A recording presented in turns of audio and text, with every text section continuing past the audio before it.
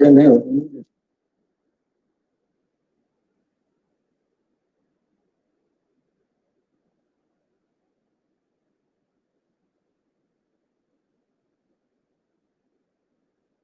Check कर रहा है ना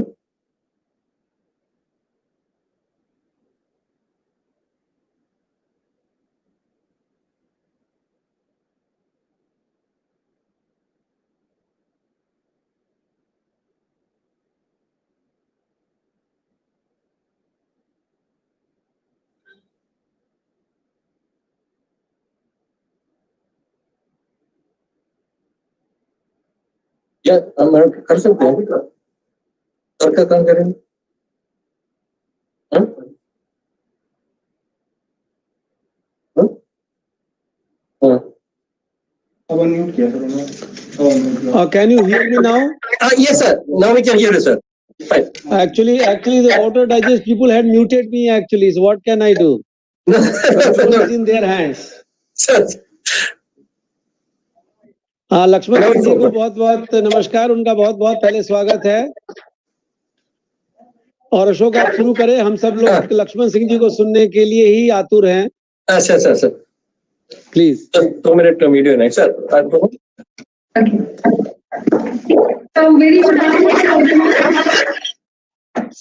A very good afternoon, everyone. Happy festivities. I hope everyone had wonderful and safe Diwali. And we are back here with the Water Talk. And before we start, I invite our Ashok sir, the 19th Water Talk, which is organized by National Water Mission and is supported by Water Digest. I request Ashok sir to kindly give a background of the Water Talk and introduce our speaker for today, sir. Over to you, Ashok sir. धन्यवाद अनुपमा। नमस्ते secretary sir UP Singh sir. आज के इस 19वां water talk में उपस्थित secretary UP Singh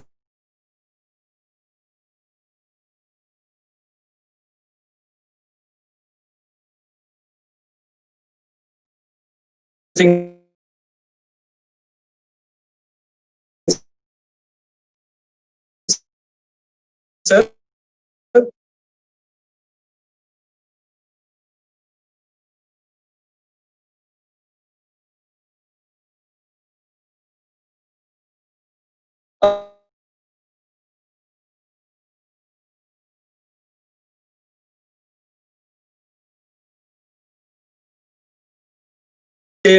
हमने ये platform में शिफ्ट किया था। इसकी वजह से हमारा रीच भी बढ़ गया था और ज्योग्राफिकल रीच और नंबर भी बढ़ गया था। पिछले वाटर टॉक में that is about 18th water talk में हमारे मंत्री साहब शेखावत जी साहब आए थे। उन्होंने वाटर टॉक डिलीवर किया था जिसको तकरीबन 2 लाख लोग लाइव देख रहे थे और बाद में आज के फिगर के मुताबिक 3 लाख लोग अभी इसको बाद में भी देखे हैं। तो कुल मिला के 3 लाख लोग उस वाटर टॉक का हिस्सा लिया है। तो that is the reach of the water talk. I am very happy that it has gone to that level. आज हमारा वाटर टॉक में टॉक दे रहे लपुरिया लक्ष्मण सिंह जी ऑफ लपुरिया राजस्थान। उनके बारे में बता दूंगा। उससे पहले मैं 2 मिनट नेशनल वाटर मिशन के बारे में बताएंगे और एक छोटा सा वीडियो प्रस्तुत करेंगे। वाटर मिशन जैसे आप जानते हैं एक mission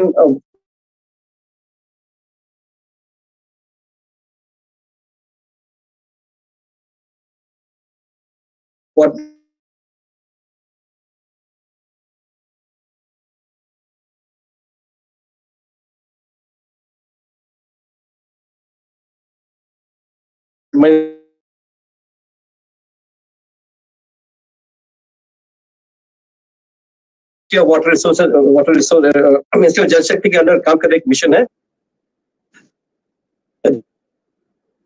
Change before I speak, I will take 5 to 6 minutes of your time to show a video on the National Water Mission, which is recently made a video.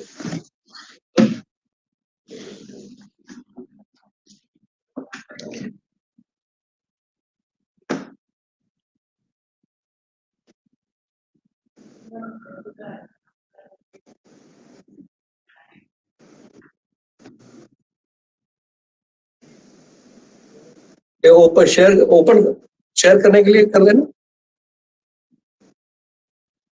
उसको करने के लिए ओपन शेयर कर लिए।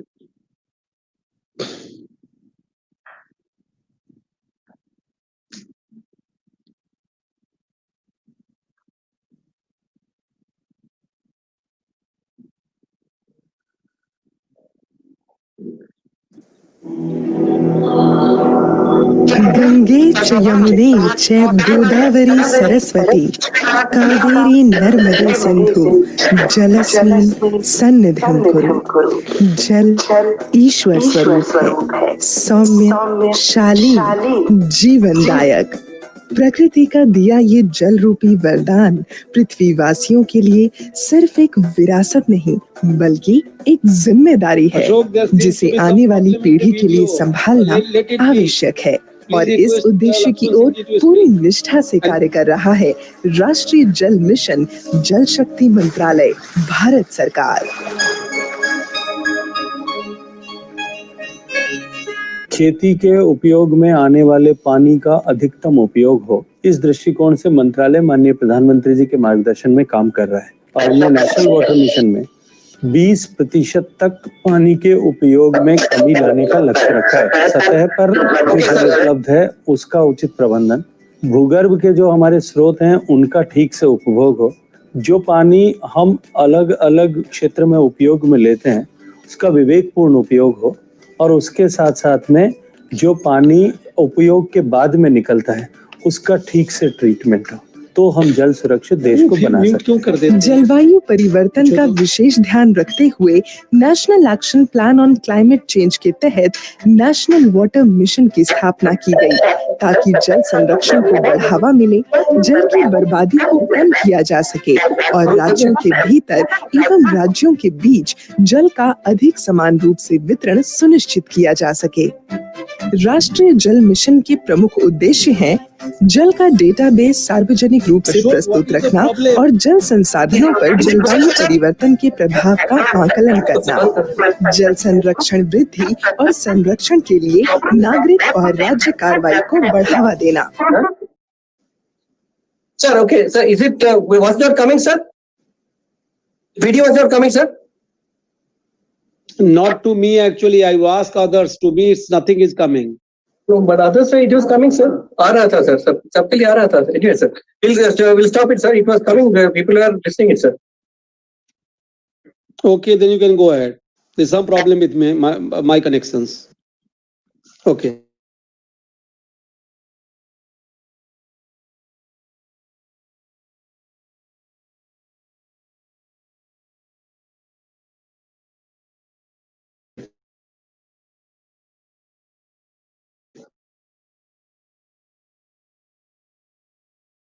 ठीक है. I think लपोरिया गांव का वहां से है. उन्होंने 1978 में जब अपने पढ़ाई पूरा करके वापस जयपुर पहुंचे, लपोरिया विलेज से 80 किलोमीटर की दूरी पे जयपुर से वहीं आया था. तभी गांव की स्थिति बहुत बुरा हाल था. वहां पे पानी का समस्या था और वहां पे बहुत सारे इश्यूज थे ये पानी ना होने की वजह से. उन्होंने एक अपने दोस्त के साथ 1978 में एक पुराना तालाब, बड़ा टैंक था, उसको रिपेयर करने की कोशिश की थी. वो 1.5 किलोमीटर लेंथ था उसका, 15 फीट का हाइट बन था. उसको अपने और एक दोस्त के साथ उसने रिपेयर करना शुरू किया था और आगे आगे लोग उसमें शामिल होने लगे और 1984 तक उसे 1800 एकर्स लैंड इरिगेट करने का एक बड़ा अन्ना सागर उसने तैयार किए थे. उसके बाद उसी से प्रेरित होके फिर एक फूल सागर और देव सागर भी बनाया था. उन्होंने वहां पे एक रेन वाटर हार्वेस्टिंग स्ट्रक्चर के लिए एक चौका सिस्टम बनाया था, उनके बारे में बताएंगे. उन्होंने वहां पे ग्राम विकास नवयुग मंडल करके लपोरिया करके एक संस्था का भी स्थापना की थी और वो ये संस्था गांव के बाकी इश्यूज के बारे में भी सोचना शुरू कर लिया. वहां के जानवरों के बारे में, वहां के पेड़ पौधे के बारे में और वहाँ के चिल्ड्रन के चाइल्ड राइट्स के बारे में, रिप्रोडक्टिव हेल्थ के बारे में, स्वास्थ्य के बारे में, सब पूरे विकास के एक आदमी ह्यूमन बीइंग के पूरे विकास के लिए जितने भी पैरामीटर्स हो उस सब के बारे में अवगाहन बनाया था और उसी के तरफ काम किया था। और पिछले 40 साल में एक गांव एक मॉडल विलेज हो गया और आसपास के ऑलमोस्ट 57 विलेजेस इस प्रैक्टिस को अडॉप्ट किया है। और आज ये गांव बहुत खुशहाली से भरा हुआ है, पेड़ पौधे हैं, जानवर है और लॉट ऑफ प्रोडक्टिव फार्मिंग भी चल रहा है। इसके बारे में लक्ष्मण सिंह खुद बताएंगे। आई रिक्वेस्ट लक्ष्मण सिंह जी को आप अपने इस एक्सपीरियंस के बारे में बताएं। लक्ष्मण सिंह जी प्लीज।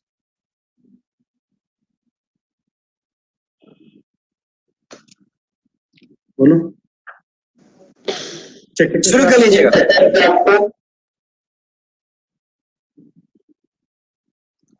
शुरू कर लीजिए लक्ष्मण जी सिंह जी। हाँ करते हैं। सेक्रेटरी साहब को और आपको नमस्कार। आपने लापोड़िया गांव के बारे में हमको बताने के लिए बोला, बहुत अच्छा लगा हम इसके बारे में बताएं। पहले कभी चुपके छोटे स्तर पर काम करते थे, हमें पता ही नहीं था 40 साल पहले कि हमें इस स्तर पर रखा जाएगा क्या। कभी मिट्टी उठाते थे, कभी पानी इकट्ठा करते थे, कभी हैंडपंप साफ करते थे, लेकिन उसकी समय जब आता है तब उसकी जरूरत होती है। आज आपने इसको जरूरत समझी, मैं जल शक्ति मंत्रालय को इस बात के लिए धन्यवाद भी देता हूँ। मैं सन 1977 में जब जयपुर पढ़ता था, आपने बिल्कुल ठीक कहा कि लाखोड़िया में पानी नहीं था। ये राजस्थान के गांव हैं, जब मई जून में जिस साल अकाल पड़ता है तो मई जून में पानी कुओं में भी खत्म हो जाता था और पानी मिलता ही नहीं था। तो कई बार तो कुएं के अंदर उतर करके पानी भरना पड़ता था। अब विकास तो दूर रहा, खेती दूर रही, जीवन चलाना मुश्किल था। ऐसी स्थिति लापोड़िया की थी। हमने फिर उस वक्त पढ़ाई छोड़ी तो इसी काम में लगे और ये दृढ़ निश्चय कर लिया कि इस गांव का विकास होना ही होना है। और वो धीरे धीरे समझ में आया कि वो पानी से होना है। और हमारा एक तालाब था, वो टूटा हुआ था, उसी पे काम किया। उसका नाम पहले कुछ था नहीं तो उसको बनाया। तो नाम उसका अनसागर इसलिए रखा कि वो उससे अनाज पैदा करना है, सिंचाई करनी है। तो पानी रुकता है, फिर सिंचाई भी होती है, तो कुओं में पानी आने लगा और अच्छा लगा। फिर धीरे धीरे समझ में आया कि नहीं, कुछ तालाब हमको ऐसे बनाने जिनसे सिंचाई भी नहीं करनी, वो जमीन के लिए पानी जरूरी है। और अनसागर सिंचाई के लिए है और देव सागर और फूल सागर ये बनाए। तो ये इस रूप में बनाए हमने कि फूल खिलेंगे। मतलब गांव के बारे में अच्छी भावनाएं होनी चाहिए कि मेरे गांव में फूल खिलेंगे और फूलों को गांव होगा। तो फूल कब खिलेंगे? जब ग्राउंड वाटर अच्छा हो। तो फूल कोई गुलाब का फूल नहीं है, वो आंकड़े के फूल आता है, सरसों के फूल आते हैं, देसी बबूल के फूल आते हैं, नीम के फूल आते हैं, फसलों के फूल आते हैं और हर वनस्पति के फूल आते हैं। वो फूल जब आएंगे जब ग्राउंड वाटर ऊपर हो तो फिर फूल सागर, देव सागर बनाए। और जब वो तालाब पूरे हो जाते थे तो उसी पाल पे बैठ करके गांव वालों के साथ हम लोग उसका नाम क्या रखें और हमारा गांव इस तालाब के साथ रिश्ता कैसा रखे। ये नहीं कि जो तालाब बनाया उसी को पानी लूट लिया, जो तालाब बनाया लूट लिया। नहीं, आप पानी के बारे में सोचो। आकाश में पानी होना चाहिए ताकि ओस की बूंदें गिरे। पानी जमीन में होना चाहिए ताकि कुओं में उतरे। पानी जमीन में होना चाहिए ताकि हरियाली बढ़ सके। और पानी धरती पर भी यानी जमीन के ऊपर भी होना चाहिए ताकि जीव जंतु लोग पी सके, जैसे तालाब।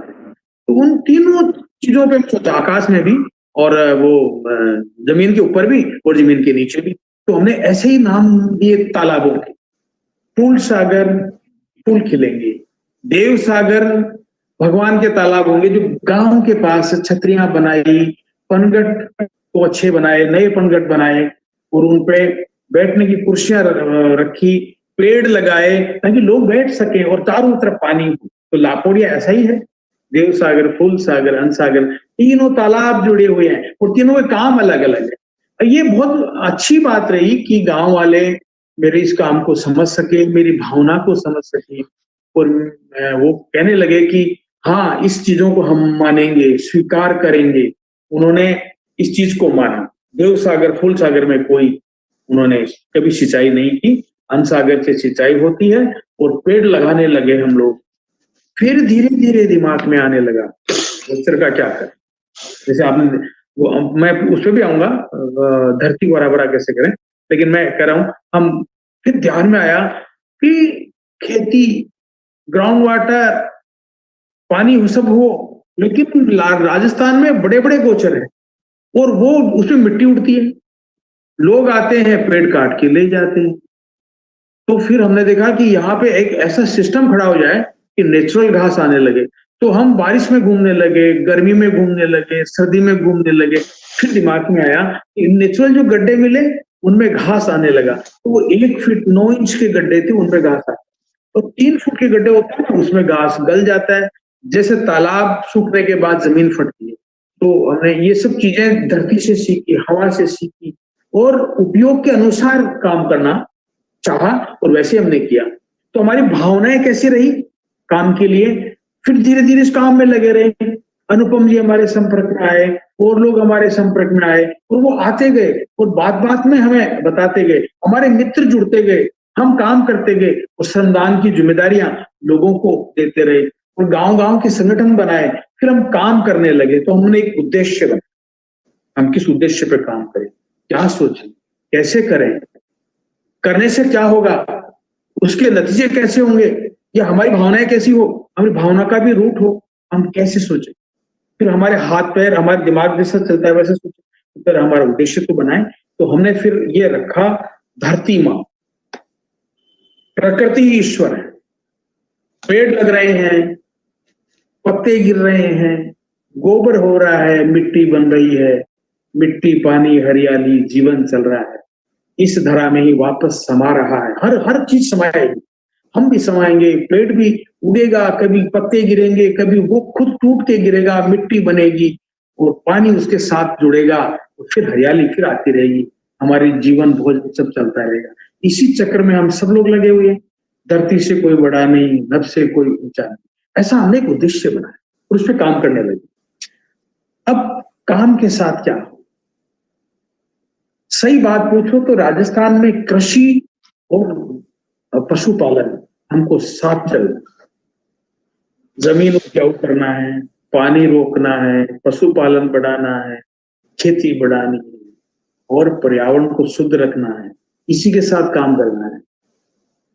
तो फिर गायों की नस्लें सुधारें, गुजरात से गिर नस्ल के सांड खरीदे, चंदा इकट्ठा करके जैसे तैसे ऐसे करके काफी गांव में ये सांड जिम्मेदारी के साथ दिए गए। पर अब गायें जब हो तो गोचर में पानी हो, खेती में पानी हो, तो फूल सागर, देव सागर, अन सागर बनाए। लेकिन अब गोचर में कैसे पानी हो, पानी अब तालाब बनाओगे तो घास नहीं आएगा, क्योंकि गोचर में एक ऐसा सिस्टम होना चाहिए जो हल्का हल्का पानी, जिसमें प्रकाश, मिट्टी और पानी मिले और घास आए। आप इसमें देख रहे हैं कि जब हमने काम शुरू किया, एक जगह आप देख रहे हैं कि सिर्फ स्ट्रक्चर बन रहे हैं, घास नहीं, वो स्ट्रक्चर बन चुके तो घास नहीं। पर जब हल्का हल्का पानी आया तो फिर घास आने लगी। हर बारिश का पानी हल्का हल्का, हर बारिश का पानी हल्का हल्का और जमीन में जाने लगा। हमारे गांव में भी 400 बीघा 500 बीघा का गोचर है, कई गांव में 1100 है। तो बड़ा जमीन है, बड़ी जमीन में बड़ा पानी रुकेगा और फिर गोचर हरा भरा होगा। अब ये बरसात में ऐसा रुकता है, एक चौका भरता है, दूसरे में जाता है, तीसरे में जाता है, फिर छोटे तालाब में, फिर बड़े तालाब में, फिर नदी में, तो सारा हरा भरा हो। फिर क्या होता है कि जब पानी रोकते हैं तो मॉइस्चर बढ़ता है, पेड़ लगते हैं, बादल वहीं आके ठहर करके बारिश करने लगते हैं। अगर उजाड़ हो, हम उजाड़ उसको बोलते हैं जहां पेड़ नहीं हो, तो उजाड़ हो, वहां बादल क्यों रुकेगा, वहां हरियाली नहीं है, वहां पशुपालन नहीं है, लोग पलायन करने लगे। ये तो हमारी गरीबी है, ऐसा हमको नहीं करना। हमें इस धरती पे, हमारे गांव में, हमारे देश में गरीब होकर के नहीं रहना है। पानी को इकट्ठा करके उस धरती के साथ अच्छा रिश्ता तय करेंगे, माँ माने, तब हम उसको कर पाएंगे। ऐसा ही आप देख रहे हैं कि ये जो अभी चित्र है ये चोका सिस्टम के हैं, और ये जो है बारिश में ऐसे 9 इंच पानी भरता है, फिर ओवरफ्लो होता है, और फिर 2-4-5 दिन में पानी जमीन में चला जाता है, 40 फुट तक बैठ जाता है, फिर चलने लगता है, कुओं तक जाता है, तालाबों तक जाता है, और फिर पूरे साल ये गोचर हरी रहती है। फिर हमारे गिर नस्ल के जो जानवर बने, गायें बनी, अच्छा दूध, अच्छा गोचर, अच्छा चारा और अच्छे पशुपालक, इसकी ट्रेनिंग भी दी। पशुपालक या गांव वाले गोचर के साथ कैसा रिश्ता तय करें, तालाबों के साथ कैसा रिश्ता है, पेड़ों के साथ कैसा रिश्ता रखें, हम लोग इनको कैसे स्वीकार करें कि हमारे ये देव हैं। जो देने वाला वो देव पेड़ भी देता है, पत्ती देता है, खेजड़ी पत्ती देता है, लूम पातड़ी देता है, उससे बकरी, गाय, भैंस सब खाते हैं और हमारा जीवन बहुत अच्छा चलता है। हमने 3 मॉडल बनाए। एक फ्लैट साइड में पानी आए तो 9 इंच पानी रुकेगा, पानी 9 इंच का ही है पूरा, और फिर उस साइड में तालाब बनाए तो वो सारा चौके का पानी 9 इंच के बाद तालाब में जाए। लेकिन एक साइड में पानी, नीचे पानी जाना चाहिए, तो फिर वो एक चौका सिस्टम है। एक है उबड़ खाबड़, चारों तरफ ढाल हो, तो उसको पानी कैसे रोके, तो फिर वो अलग चौका है जो हमने 3 मॉडल पे काम किया, और वो लापोड़िया में शुरुआत किया, और हमने कोई 58 गांव में ये कंप्लीट कर चुके हैं, तालाब और सिस्टम, और वहां की भावनाएं हो लोगों की कि वो इनकी रक्षा करें, ऐसे बनाएं और उन पे पेड़ लगाएं, घास लगाएं। तो ये चौका सिस्टम का गोचर का हुआ, और गाय की नस्लें सुधारी। लेकिन ऐसे घास आए, एक ही मौसम में 30 प्रकार के घास आते हैं, और वो जब जुलाई से घास आता है, और वो जो है आपके अक्टूबर तक, नवंबर तक रहता है। अभी जैसे अब सूख गया वो, क्योंकि उसका टाइम होता है। उसके बाद अब सर्दी का घास स्टार्ट होता है, पीली फूली वगैरह, ये तो वो पशु खाते रहते हैं। और फिर उसके बाद वो सूख जाता है, तो फिर कांटेदार घास आते हैं, पसर कटेली, फलाना, ये सब जैसे बकरियां चल रही है।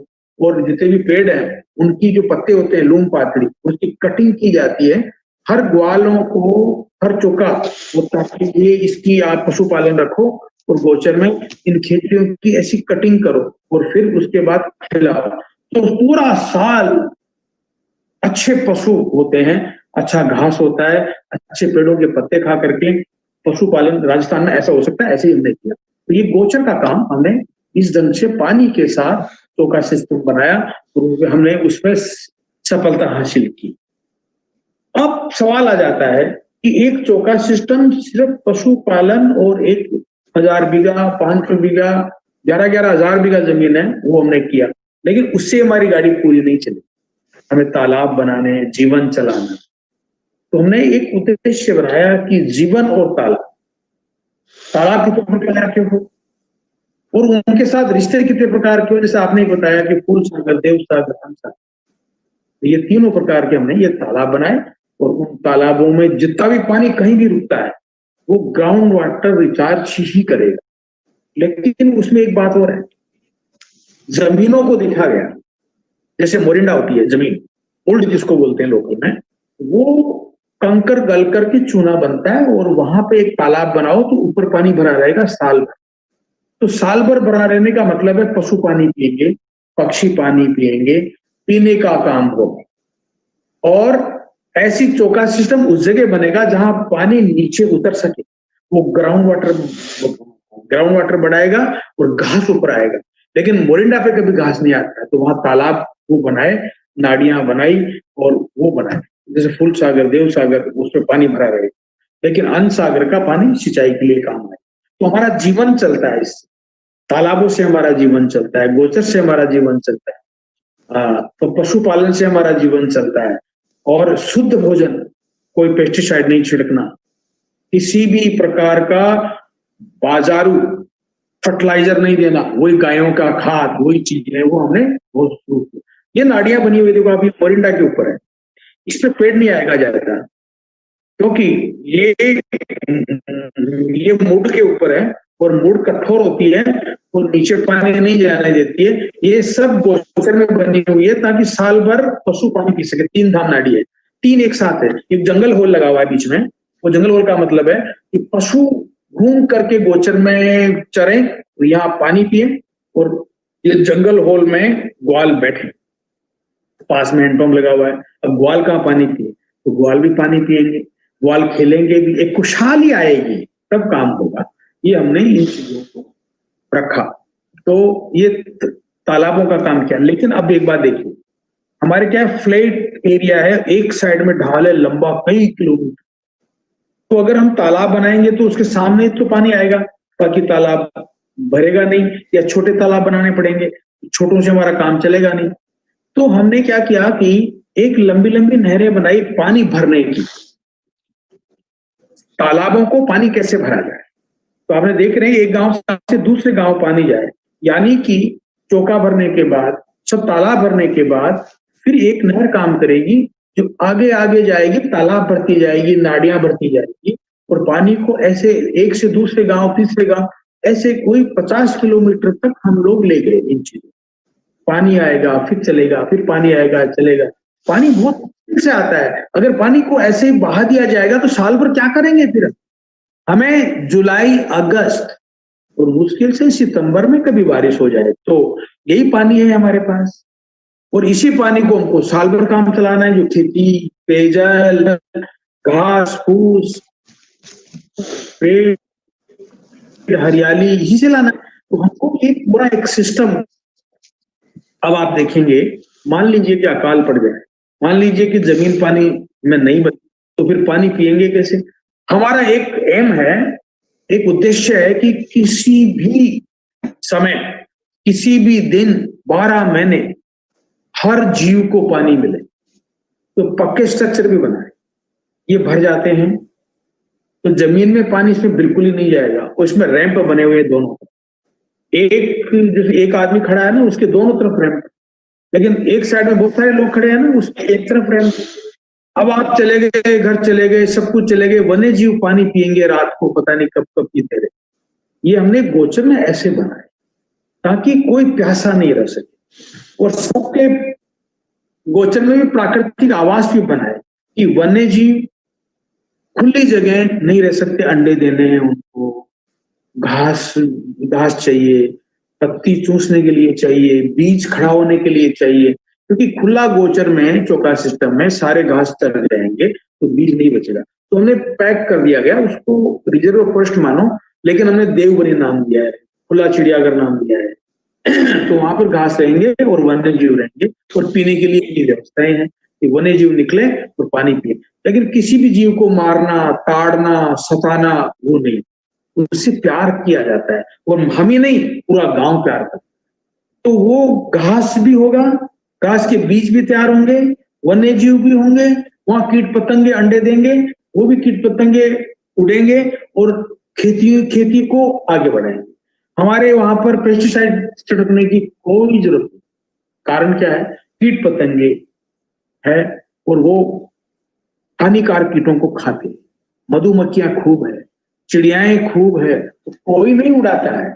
खेती अच्छी होगी, खूब पैदावार होगी, तो उड़ाने की क्या जरूरत है?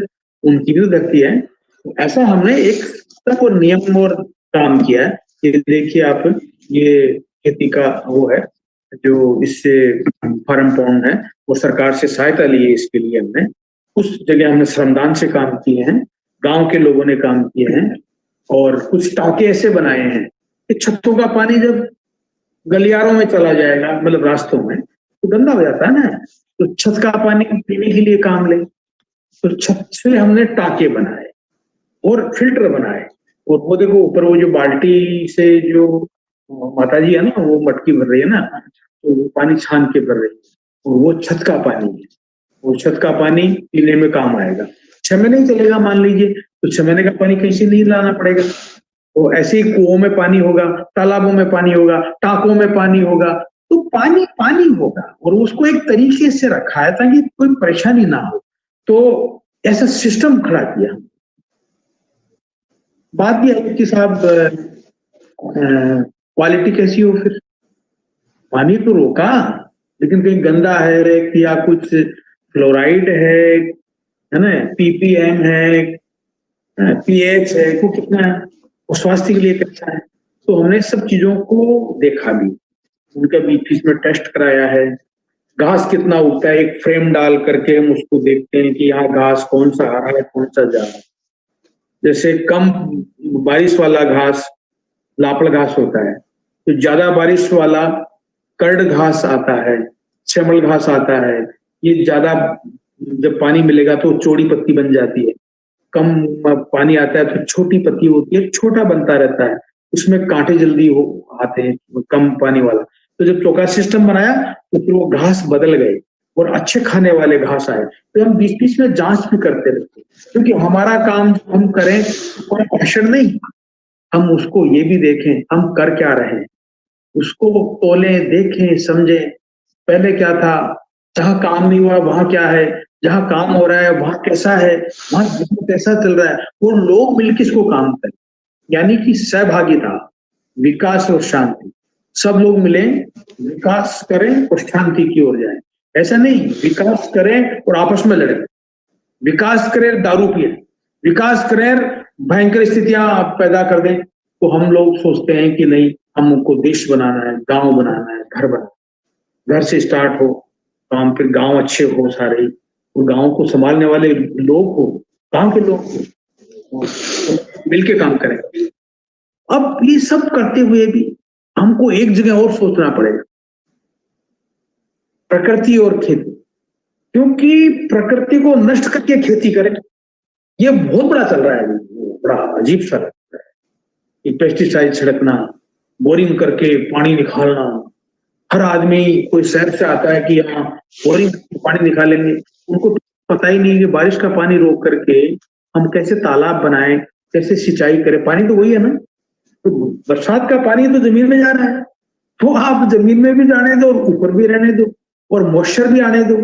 जैसे मान लो लापोड़िया में पहले 7 पानी पीते थे गेहूं, अब 4 पानी पीते हैं, क्योंकि मॉइस्चर अच्छा होता है ना, तो पानी ले लेते हैं ऊपर से ही। जहां पे सूखा पड़ता हो, तेज गर्मी पड़ती हो, तो हर पेड़ और हर घास को पानी जल्दी चाहिए। और अगर आपको ग्राउंड वाटर ही ऊपर है तो पानी नहीं मांगेगा ना, खेती कम पानी मांगेगी, रात को ओस पड़ेगी। पानी खेती जो है, चने ओस से ही पैदा होता है, सरसों ओस से ही पैदा होती है, तो मॉइस्चर से पैदा होता है सब चीजें। तो हमने वो काम किया। तो अब आप खेती को, प्रकृति और खेती पे मैं कह रहा हूं, हम ऐसे तालाब बनाओ खेतों में, खेती भी हो सके और पानी भी रुके। आप खेती में अगर तालाब बना दिया तो खेती कहां करोगे? तो पानी को इस तरह रोको। आपने देखा होगा अभी इंजन लग रहा है, ऊपर खेती है, यहाँ पानी रुका हुआ है, और ज्यों-ज्यों ये पानी कम होता जाएगा, नीचे दूसरी फसलें बोते जाएंगे। इस मॉइस्चर से ही चना हो जाएगा, सरसों हो जाएगा, पानी पिलाने की जरूरत नहीं। लेकिन आगे कुछ ऐसी फसल है जिनको पानी पिलाने की जरूरत है, और ये पानी और ये खेती प्रकृति और खेती के साथ एक मेल है।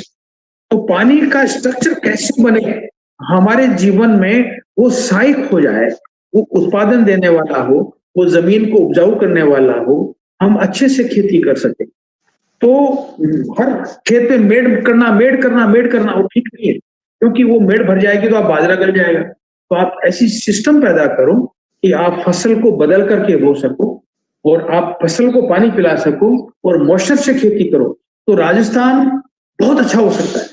अपनी पानी से, अपने पेड़ों से, अपने गोचर से, अपने भावनाओं से अच्छा हो सकता है।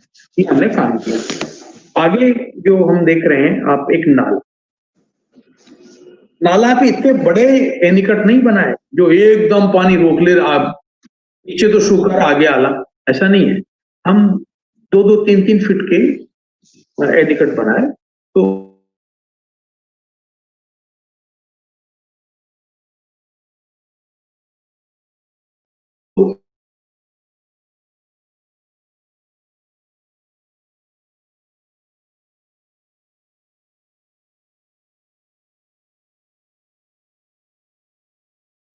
पानी ऊपर से मतलब ये इसलिए लिया है कि जब 3 फीट का ओवरफ्लो नदी के साथ जोड़ा गया, फिर नदी भरी रहेगी और नदी से तरीके से पानी लेंगे तो हमारा एक पानी का एक अलग सिस्टम खड़ा हुआ है लापोड़िया, जिसको लापोड़िया मॉडल कहते हैं और कई जगह लागू हो रहा है। आपके बहुत सारे लोग काम कर रहे हैं इसके ऊपर, महाराष्ट्र में कर रहे हैं, गुजरात में इस पे काम हो रहा है, हमारे इलाके में काम हो रहा है और हम सीखते जा रहे हैं, करते जा रहे हैं। ये हमारा एक खेती के साथ रिश्ता है और खेती नेचुरल स्थिति में करनी है, जो जैसे नेचर देता है वो खेती करो। कितनी गर्मी पड़ती है, कैसी सर्दी पड़ती है, एक नक्शा है, देखिए लापोड़िया का है ये नक्शा। आप लापोड़िया को भी नेट पे देखेंगे तो बहुत हरा दिखेगा, जबरदस्त। ये चौका सिस्टम है और ये एक बड़ा सा तालाब है।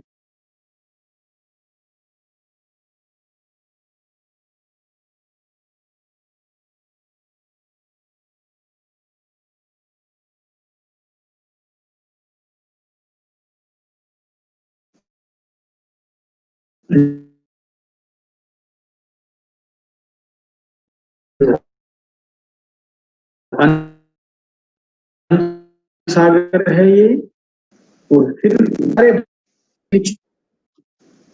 वो सब पानी से भर जाते हैं और इनका एक दिन में एक ही बार पानी को उपयोग किया जाता है, क्योंकि बार बार पानी खींचोगे तो पानी देखो हर जगह खत्म हो जाता है।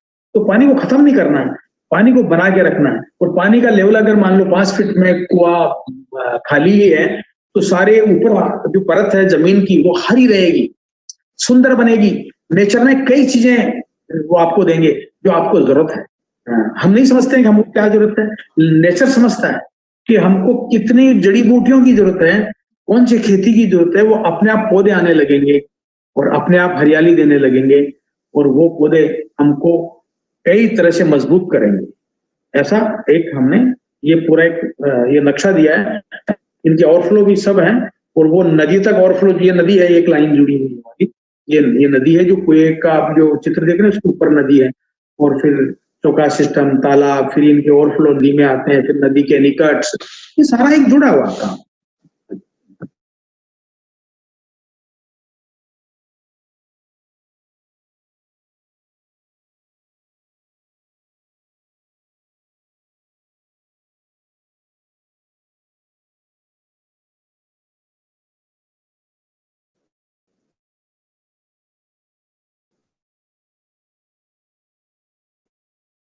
अब आप इसमें देखेंगे और बरसात का पानी लो और सस्ती खेती है, तना बो दिया, उत्पादन बहुत तगड़ा है क्योंकि मॉइस्चर है और हर पेड़ के ऊपर पेड़ है। तो पेड़ का मतलब है इसकी पत्ती खूब मिलेगी, छाया मिलेगी और पत्ती से पशुपालन चलेगा और खेती से हमारा जीवन चलेगा। ऐसे मूंग खेती है, चने की खेती है, तिल की खेती है, ये महंगी चीजें हैं और ये मॉइस्चर से हो जाती है, पानी पिलाने की जरूरत ही नहीं क्योंकि आपने मॉइस्चर रखा है, ओस पड़ता है रात को, पानी खूब है, नीचे जमीन में पानी खूब है, तो ये खूब अच्छी उत्पादन देगा और ज्यादा खर्चा नहीं होगा, न पेस्टिसाइड का खर्चा, न पानी पिलाने का खर्चा। ये सब खेती बिगर पानी की है तो हमारा ग्राउंड वाटर ऊपर आना ही आना है, बच गया वो। और ऊपर का जो पानी है, जो हवा में पानी होता है, आकाश में पानी होता है, जमीन में पानी होता है, उससे खेती हो रही है। तो हमको यहाँ तक जाना चाहिए, इसलिए हमारा राजस्थान अच्छा हो सकता है।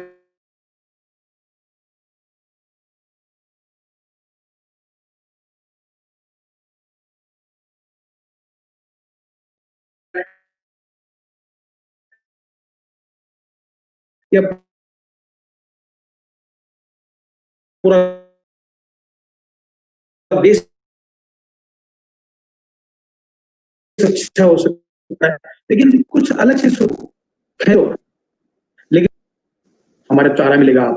2001 में भयंकर अकाल था, उसमें भी लिखा था एक जगह कि यहाँ टैंकरों की जरूरत नहीं, पानी की जरूरत नहीं, घास की जरूरत नहीं, अनाज की जरूरत नहीं, सब उपयोग के लिए सब पैदा हुआ था हमारे पास। ये सैटेलाइट है ना, ये सैटेलाइट का चित्र है, इसमें खेत भी है और हमारी जो नदियां है ना, वो ये काला काला दिख रहा है, ये नदियां है, ये पानी से भरी हुई है, मेड़ों पे सब जगह पेड़ लगे हुए हैं। हमारी ये आप भी सैटेलाइट का भी लापोड़िया का देखेंगे और कहीं देखेंगे तो बहुत अच्छा लगेगा, बहुत हरा है, बहुत अच्छा लगता है हमें भी कि हमें 40 साल तक काम किया तो उसके कुछ रिजल्ट आए हैं, कुछ हम सीख पाए हैं, धरती से सीखा है, समाज से सीखा है। और काम किया है तो जरा आनंद आया हमें। हमें कुछ चीजें और देखनी पड़ेगी। ये इनकम करो और पैसा ले लो, इनकम करो और पैसा ले लो, खेती भी हुई और पशुपालन भी हुई। उससे और एक तरफ आगे सोचो, हमारा पर्यावरण। हमारा का मतलब है हमारा वो प्रॉपर्टी जिसको हमको काम करना है, तो उस पर भी हमें ध्यान गया और उसके लिए भी काम किया। उसके इनकम नहीं, उसमें हमको कुछ लगाना है और नेचर हमको कुछ देना है। हमारा पर्यावरण का काम हमने किया। आगे देखेंगे। वन्य जीव संरक्षण क्षेत्र, चुहाघर, सार्वजनिक स्थलों को सब मिलकर बचाएं। खुला चिड़ियाघर, इन पे कब्जा नहीं करें। सब जीवों को रहने दें, हम उनके बीच में रहें। उनके लिए पानी, चारा, मन, विचार, शांति, उनके लिए एक अच्छा प्रेम। कोई चीज दिखती है, खरगोश को दिखता है, अच्छा लगता है, मोर दिखता है, चूहे भी दिखते हैं, नेचर ने चूहा भी बनाया है। तो हमने गांव के बाहर एक जगह बनाई है जहां पे घर रखते हैं और चूहों को पकड़ कर छोड़ देते हैं। अब वहां बिल्ली भी रहती है, सांप भी आते हैं, तो एक से दूसरे जीवों का भोजन भी होता है। चींटों को भी, कीड़ों को भी ये चिड़िया चुगती रहती है, तो कंट्रोल करने का काम अपने आप होता है। मनुष्य को मारने से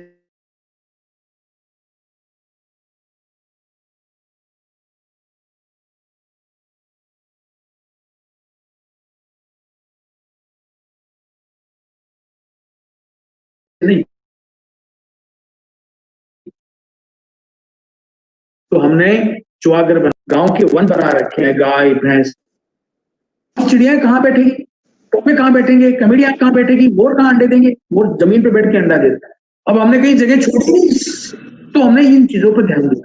हमने ये गांव के वन बनाए, ये चुहागर बनाए, इसमें सिर्फ वही रहते हैं और नहीं, वन्य जीव रहे, पालतू चीजें नहीं जाती है उसमें। और पालतू गोचर में जाती है, चौका सिस्टम में, सड़कों पर, और सब जगह खेतों में, पर इन जगह सिर्फ वन्य जीव रहते हैं और वो गोचर भूमि पे बने हुए हैं। कहीं वन भूमि नहीं है यहाँ पर हमारे पास। और इस पे भी लोगों को कितना समझाया, कितने समझे लोग, कुछ नहीं समझे, कुछ समझे, बड़ा संघर्ष भी चलता रहा कि, लेकिन फिर भी लोगों ने माना। लेकिन अधिकतर कुछ लोग नहीं मानते हैं, तो वो चलता भी रहा ऐसा। लेकिन हम उसमें सफल हुए। गांव के लोगों ने कहा नहीं, हम ये चीजें बनाएंगे क्योंकि ये नेचर की है, ये हमारा पर्यावरण है, इसको हम रखेंगे, इसका हम हर नियम का पालन करेंगे। नियम बनाए गए और गांव ने पालन किया, इन जीवों को हम रखेंगे। पाटा गो है, वो कहाँ रहे, तो ऐसे जीवों को लिए हमने ये चीजें बनाई। ये सब पक्षी वहां रहते हैं, दुर्लभ पक्षी भी पाए जाते हैं, घोंसले बनाते हैं।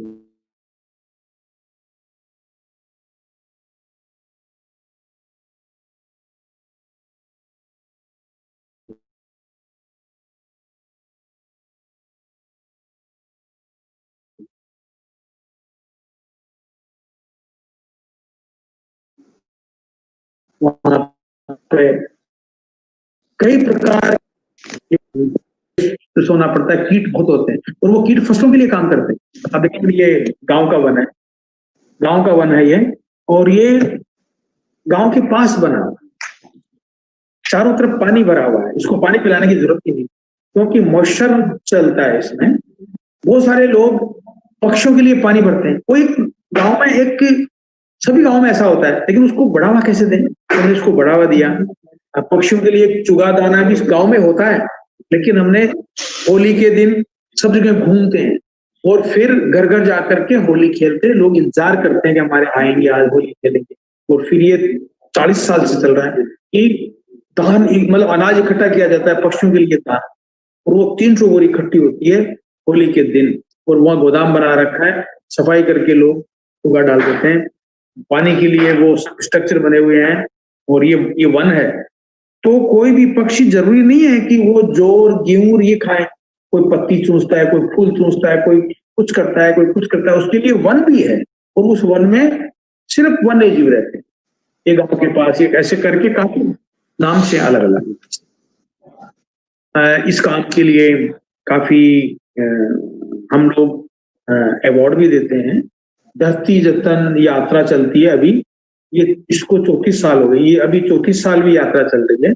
ये सब तालाबों की पूजन होती है, सब इन गोत्र की पूजन होती है, कुओं की, खेती की, गाय की, तुलसी की, इन सब की पूजन होती है, मतलब रेस्पेक्ट दिया जाता है।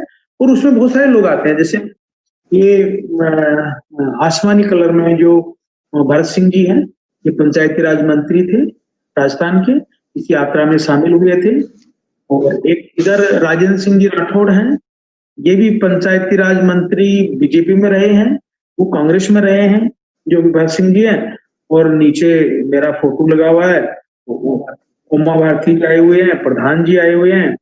और एक साइड में ये बसवराज जी पाटिल कर्नाटक के जो सांसद हैं वो आए हुए हैं। और ये जो बीच में खड़े हैं माला पहने हुए, इनको अवार्ड मिला है।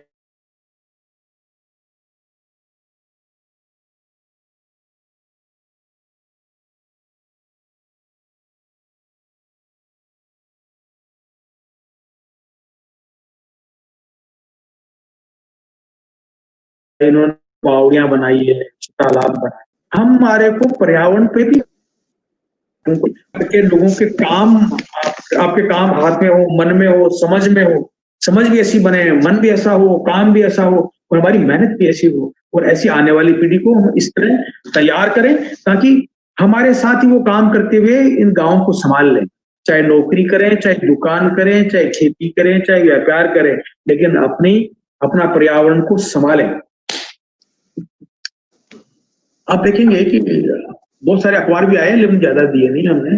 एक राजस्थान पत्रिका में लिखा था एक बार, उन्होंने बहुत बड़ा सर्वे किया था कि भाई यहाँ पे कैसे जीवन, एक गांव ने बचाए बड़े कानून के लोग, यानी कि उन्होंने समझा था वन विभाग ने कि यार ये गांव वाले जो हैं ऐसे ऐसे जीव पैदा करते हैं। तो एक सर्वे हुआ था, कितनी उसमें लिखा है, भेड़ी इतने हैं, गीदड़ इतने हैं, लंगूर वगैरह, ये सब इनकी क्या स्थितियां हैं, कैसे हम उनको रखते हैं, कीट पतंगे कितने प्रकार के हैं, ये सारी चीजें।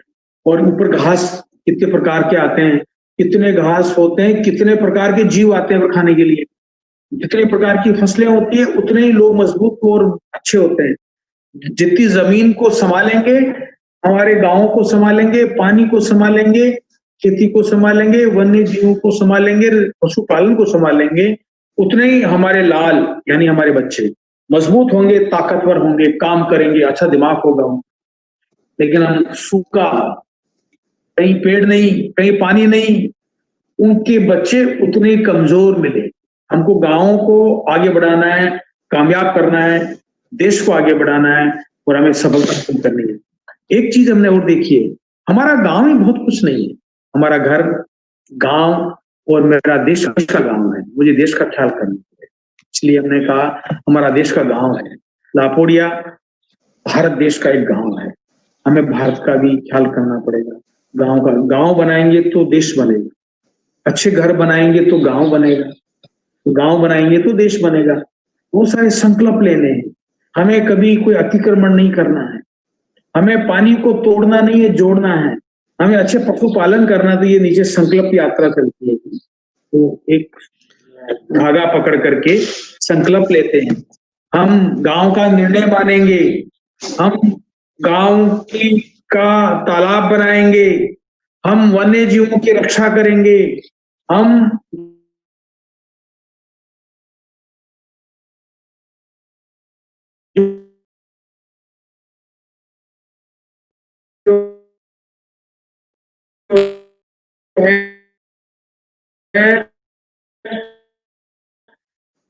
अच्छी खेती काम करते, शुद्ध है। नीचे तालाब पूजन है, अभी यात्रा में यही चल रहा है। अभी ये देवउठनी 11 तक चलता है, दिवाली के बाद शुरू होता है।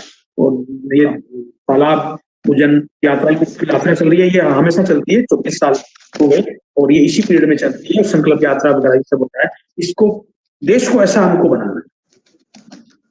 ये देखो ऊपर आप कोने में देखेंगे, फूल सागर जब हमने बनाया था तो संविधान से, ये जो वापस आ रहा है व्यक्ति, ये ढोली है, ये ढोल बजाता है तो लोग आते हैं, और ये 2-2 हजार आदमी काम करते हैं और तालाब तैयार कर देते हैं 5 दिन में, यानी कि 10,000 मेंढेज हो जाता है और तालाब बनता है। नीचे गोचर में लोग ये बोलते हैं, गोचर में संविधान के बीच चर्चा, तो फिर ये गोचर में चर्चा करते हैं, गोचर है पूरा चौका सिस्टम बना रहे हैं, बिल्कुल अभी कोई पेड़ नहीं है, घास बिल्कुल नहीं है और हमको बनाना है। तो हमको एक एक जगह दी जाएगी, एक एक व्यक्ति घर को इतनी मिट्टी आपको लेनी है, इस लाइन में देनी है, उनको सर्वे वगैरह हम करेंगे, पानी का लेवल्स हम देखेंगे। और ये भी श्रमदान है, हमको गांव कैसे बनाना है, हमें देश कैसे बनाना है, हमें घर कैसे बनाना है। फिर जब पेड़ लग जाता है तो उसका रेस्पेक्ट भी करना है, जैसे महिलाएं पूजन कर रही है, पेड़ की राखी बांध रही है, ये पुराने से भी ऐसा है, लेकिन इसको मजबूती देनी पड़ेगी। तो हमारा पर्यावरण को हमको देखना पड़ेगा, वो सारी चीजों को देखते हैं, गांव से गांव सीखते हुए। ये नहीं कि विदेशी लोग ही आए, फिर गांव नहीं आएंगे तो फिर गांव कौन बनाएगा। तो हमें ऐसी एक मुहिम है ये यात्रा वाली, जो हर गांव का व्यक्ति हर चीज देखे और इस यात्रा के द्वारा ये काम देखे, तो फिर वो जाके करते हैं।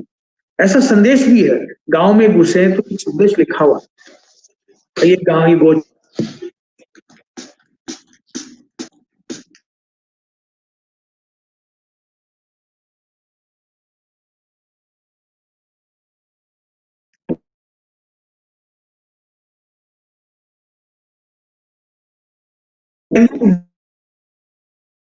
बोर्ड पीछे लिखा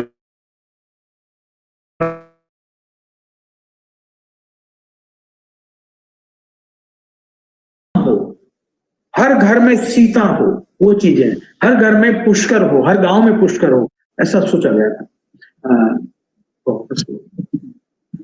ऊपर जो है गाय का पूजन हो रहा है, फिर एक नीचे लिखा है कि कुछ विदेशी लोग भी यहाँ आते हैं पर्यावरण का काम देखने, कैसे पेड़ हैं, क्या है, गांव वाले कैसे इसको संभालते हैं, कैसे सोचते हैं और क्या करते हैं, कैसी बैठकें होती है, उसमें कैसे निर्णय लिए जाते हैं।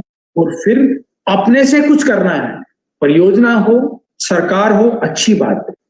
सरकारी योजना भी तब जाके सफल होगी जब हम जागरूक होंगे और हमारा काम सवाया करें। सरकार की योजना जैसे आई 100 रुपए, तो हम काम करें 150 रुपए, क्योंकि हमारे वो सौगात है, हमें वो पुरस्कार है। और सरकारी योजना ना भी आए तो हमारा गांव तो है ही, हमको कुछ करना है, वो हम करते रहेंगे, उसमें रहते हैं, हमारे बच्चों रहते हैं, हमारा समाज रहता है, हमारे रिश्तेदार आते हैं, तो गांव साफ सुथरा हो, अच्छा स्कूल हो, अच्छे गांव हो और अच्छा प्रेम हो आपस में भी, तो आपस में मिले बैठे, अच्छे त्योहार हो, हम अच्छे त्योहार भी मनाते हैं, पर वो भी एक विषय है। तो विदेशी लोग भी आकर के इसको देखें और आसपास के पड़ोसी और आसपास के स्टेट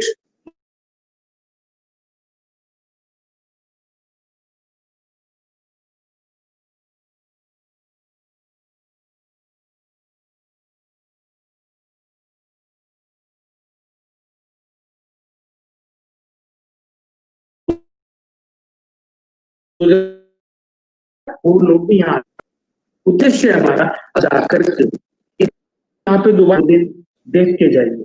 तो पावापुरी भी एक अच्छी गौशाला है, जैनियों की तीर्थ स्थान है, वहां ने उन्होंने गोचर में चौका सिस्टम बनाया।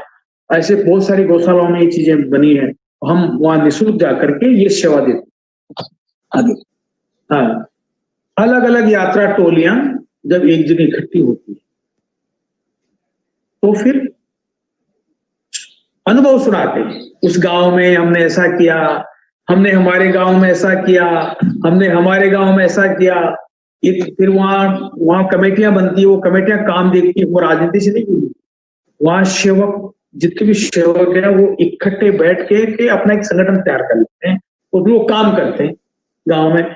और वो फिर साल भर में एक मीटिंग ऐसी रखते हैं जिसमें सब टोलियां इकट्ठी होकर अपने गांव के बारे में बताया जाता है, तो फिर उनको पुरस्कार भी मिलता है, तो उनको बड़ा अच्छा लगता है। ऐसे ही उनको उनकी भावनाएं बढ़ती है, उनका स्वाभिमान बढ़ता है, हमारा देश अच्छा हो, हमारा गांव अच्छा हो, हमारे हम खुद अच्छे हो, हमारी भावनाएं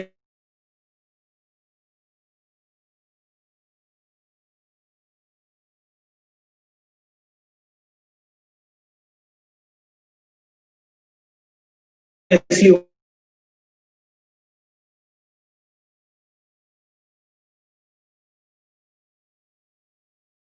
चीजें हम जब करेंगे तो वो सारी चीजें मैं जब बेहतर पुरस्कार इको वॉलंटियर चयन हुआ हमें यूएनडीपी द्वारा, वो 1996 में हुआ।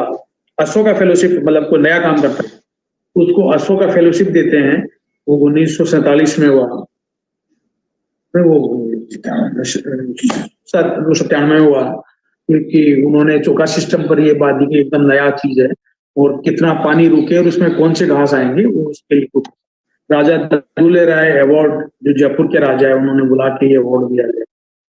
राज्य भू एवं जल संरक्षण पुरस्कार 2006 में मिला। राष्ट्रीय भू एवं जल संवर्धन पुरस्कार 2007 में मिला, ये सब दिल्ली में मिला था राष्ट्रपति द्वारा, महामहिम द्वारा। राज्य स्तरीय डालमिया ट्रस्ट है ना, उनके पानी पर्यावरण पुरस्कार 2008 में मिला।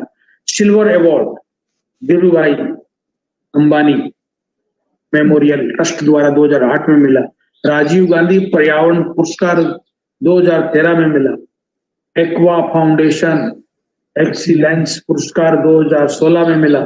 महारानी पद्मिनी पुरस्कार जवाहर समृद्धि संस्थान 2016 में मिला। और अभी आपने भी दिया था जल शक्ति मंत्रालय। मैं मेरी तरफ से बोल चुका हूं, आप लोग मुझे पूछेंगे तो मैं उसका जवाब जो भी उचित होगा मैं देने की कोशिश करूँ। Thank you so much Laxman ji, it was very nice. आपको सबने बहुत अच्छे से सुना और यहाँ बहुत सारे क्वेश्चंस अभी हमारे पास आ रहे हैं। पर इससे पहले कि हम इन क्वेश्चंस की तरफ जाएं, सेक्रेटरी सर से रिक्वेस्ट करूंगी to kindly address the participants and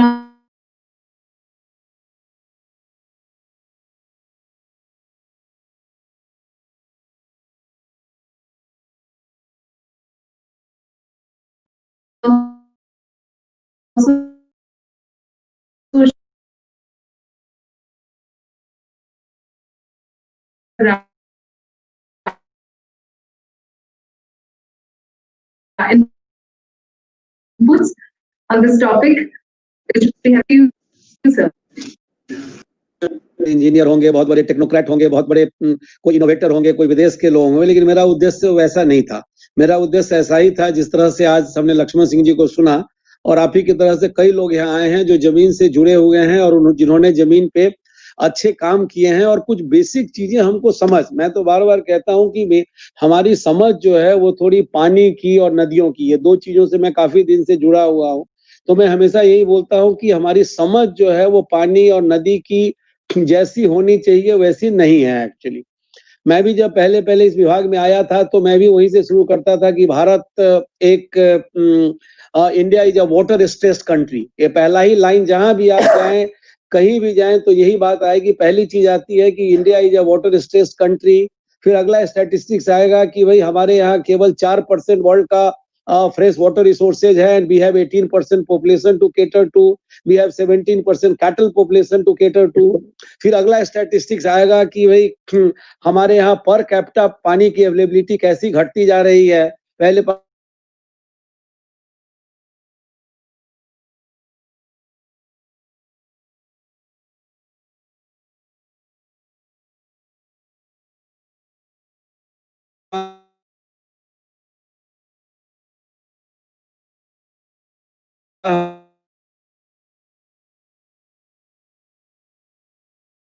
पानी की अवेलेबिलिटी क्या थी 1947 में, जब हम, फिर कुछ लोग ये भी कहेंगे कंट्री, मैं तो शुरुआत ही करता हूँ, India is a water surplus country.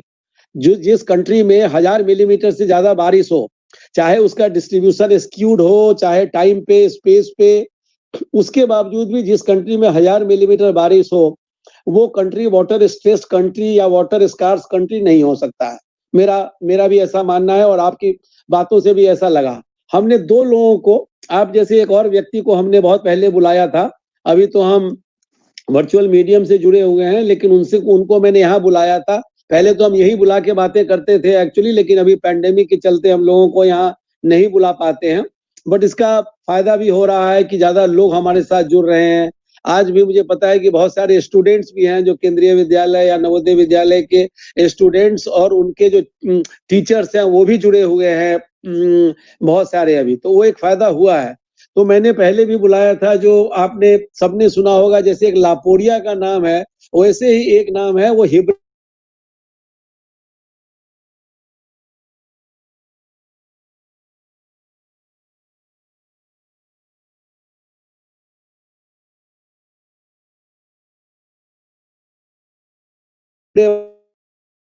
बाजार का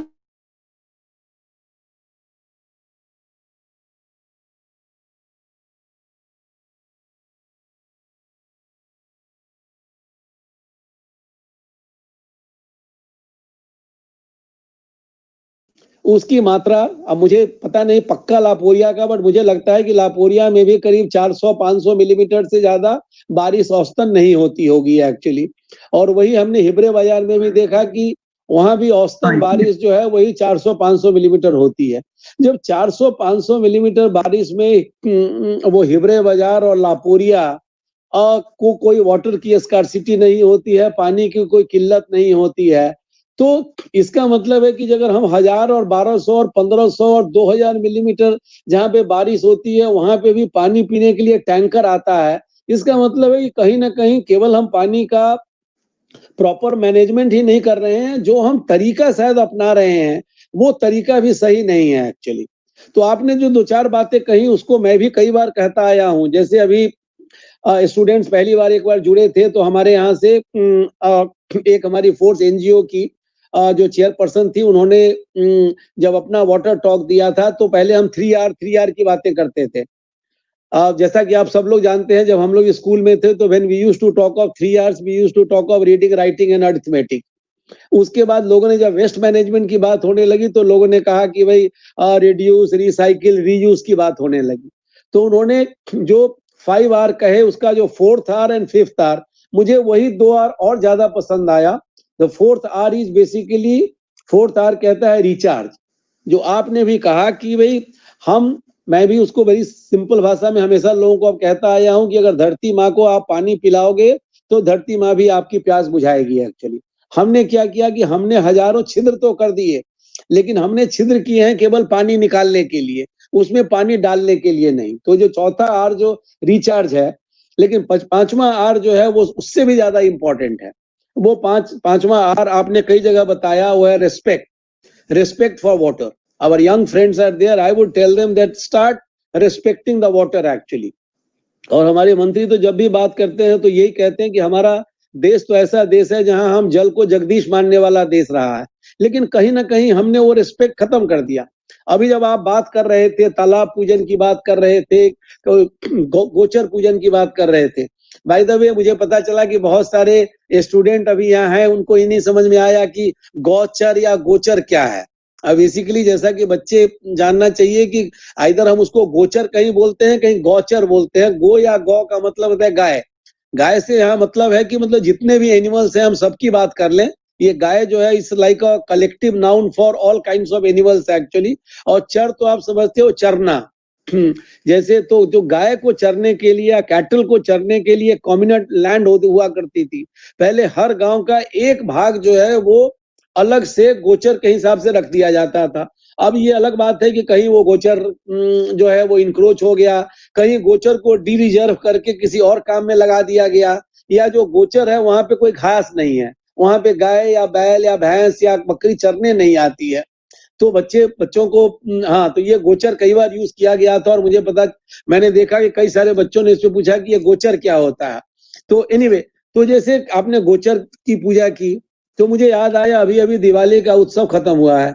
अब दिवाली में हमारा काम ठीक है, हम घर में भी दिए जलाते थे। उस समय हमारे पास ये सब कोई पटाखे वटाखे नहीं होते थे, फुलझड़ी नहीं होती थी। धीरे धीरे वो भी बंद ही हो रही है, कोर्ट भी ऑर्डर कर रहा है। लेकिन हमारे गांव में जब हम लोग दिवाली मनाते थे तो ये पटाखे वटाखे और बम और ये वो सब की बात नहीं थी। लेकिन एक चीज हम जरूर करते थे, घर में दिए जलाते थे, लेकिन हमारे जो पशु होते थे, तो भैंस या बैल जो भी होता था, उसकी नाद पे एक दिया जरूर रखते थे, उसके खूंटे पे एक दिया रखते थे। हम किसान परिवार से आते थे तो किसान का हल होता है या जो भी चीज होता है उस पे एक दिया रखते थे। सारे खेतों में जाके एक एक दिया रखते थे। जो हमारा कुआं था उसके ऊपर दिया रखते थे। दैट यूज्ड टू शो कि हाँ भाई, जो हमें खेत और जो हमें कुआं खाना देता है, पानी पीता है, उसकी हम कद्र कर रहे हैं, उसको हम रिस्पेक्ट दे रहे हैं। वो रिस्पेक्ट कहीं ना कहीं खत्म हो गया।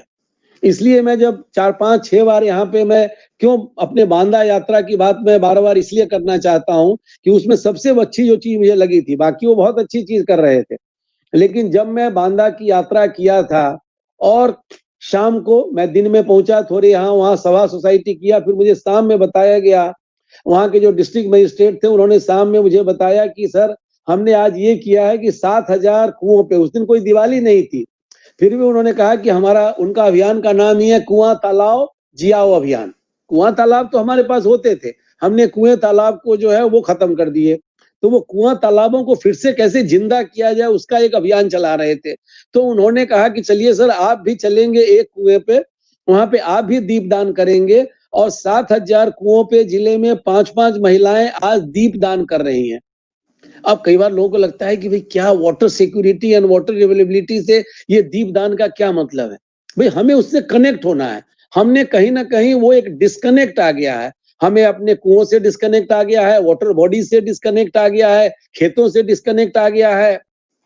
वो कनेक्ट हम कैसे वापस लाएं? तो आपने बड़ा अच्छा बताया, चाहे वो आप पद यात्रा कर रहे हैं, संकल्प की बात आपने की, कल भी आपको पता होगा या बाकी जो हमारे जो लोग हैं उनको पता होगा, क्योंकि मुझे कई स्कूलों ने भेजा। वो कल एक जो न्यूज 18 आप चैनल जानते होंगे, न्यूज 18 बहुत दिनों से एक हार्पिक के साथ एक मिशन पानी चला रहा है, तो मिशन पानी के को कल उन्होंने एक जल प्रतिज्ञा दिवस के रूप में मनाया था। एक प्रोग्राम हुआ था, उसमें बड़े बड़े लोग जुड़े थे, वाइस प्रेसिडेंट ऑफ इंडिया भी जुड़े थे, हमारे मंत्री जी भी जुड़े थे, अक्षय कुमार, गुल पनाग, ऐसे बहुत सारे लोग जुड़े थे कल। तो ये जल प्रतिज्ञा दिवस, तो मुझे 2-3 स्कूल जिनके प्रिंसिपल्स को मैं जानता हूं, उन्होंने कल मुझे भेजा कि हमारे स्कूल के बच्चों ने भी जल प्रतिज्ञा ली है एक्चुअली। तो जो आपने जो संकल्प की बात की और बाकी बातें की, वो बहुत बढ़िया था। आपका बाकी लोगों की जानकारी के लिए, जिन लोगों को पता नहीं है, एक चौका सिस्टम जो लक्ष्मण सिंह जी ने बताया, ये चौका सिस्टम जो है वो आज के दिन में बड़े बड़े जैसा कि उन्होंने एक आध चित्र में दिखाया भी कि ये स्टडी का विषय बना हुआ है, बहुत सारे लोग बाहर से आते हैं, लेकिन ये चीज बताता है कि देखिए सब हमसे पूछते हैं सर वाटर सिक्योरिटी के लिए नई टेक्नोलॉजी क्या आ रही है। मैं कहता हूं कि भाई मैं थोड़ा टेक्नोलॉजी कम जानता हूं, जबकि मैंने भी वो कहते हैं कि भाई आप सब कहते हैं भाई आप तो आईआईटी से पढ़े हो तो आप टेक्नोलॉजी की ही बात करोगे। हमने कहा टेक्नोलॉजी की बहुत बातें नहीं करने की जरूरत है, बहुत सारी छोटी छोटी चीजें हैं जो कि अनुभव से ही आई है। कोई चौका जो है, मुझे नहीं लगता है कि लक्ष्मण सिंह जी ने ये चौका की कहीं पढ़ाई की होगी, किसी स्कूल कॉलेज में जाके पढ़ाई की होगी, लेकिन इस चौका सिस्टम को पढ़ने के लिए आज लोग बाहर से आते हैं और ये शोध का विषय बना हुआ है एक्चुअली। तो बड़ी सिंपल बातें उन्होंने कही, तालाब की बातें की। मैं तो हमेशा कहता हूं कि अगर पानी की समस्या जो है वो लोकल प्रॉब्लम है, और लोकल प्रॉब्लम का सोल्यूशन हमें लोकली खोजना चाहिए, और उसके लिए सबसे अच्छी चीज है तालाब। मैं तो कहता हूं कि अगर कुएं तालाबों को हमने जिंदा कर दिया तो हमारी आधी की पानी की समस्या जो है वो खत्म हो जाएगी। कोई कारण नहीं है कि हम टैंकर से कहीं से पानी लेके अपनी प्यास बुझाएं। बच्चों को पता नहीं कितना समझ में आया कि नहीं आया, देयर इज समथिंग कॉल्ड टाका सिस्टम। ये टाका वर्ड जो है, मुझे लगता है कि मे भी जैसे हम टंकी की बात करते हैं तो बड़ी टंकी को शायद टाका कहते हैं। तो ये राजस्थान की विशेषता है। राजस्थान में पहले तो मुझे इतना ही पता था कि लोग छत का पानी जो है वो टाका में कलेक्ट करते हैं। बरसात से पहले मुझे बताया जाता है कि सब लोग अपने छत को साफ कर देते हैं और पहली बारिश की पानी को जाने देते हैं। उसके बाद जो बारिश का पानी छत पे आता है उसको नीचे एक बड़े टैंक समझ लीजिए, वो टैंक में एकत्रित करते हैं। लेकिन आज मुझे पता चला कि खेत टांका भी होता है, मतलब टांका बरसात के पानी को इकट्ठा करके खेती के काम में भी लाया जा सकता है। खेत टांका का कंसेप्ट उन्होंने बताया। उन्होंने बहुत अच्छी बात बताई। बहुत सारी चीजें क्या है कि हम जो प्रकृति और खेती की बात बताई, वो मुझे लगता है कि बहुत जरूरी चीज है एक्चुअली।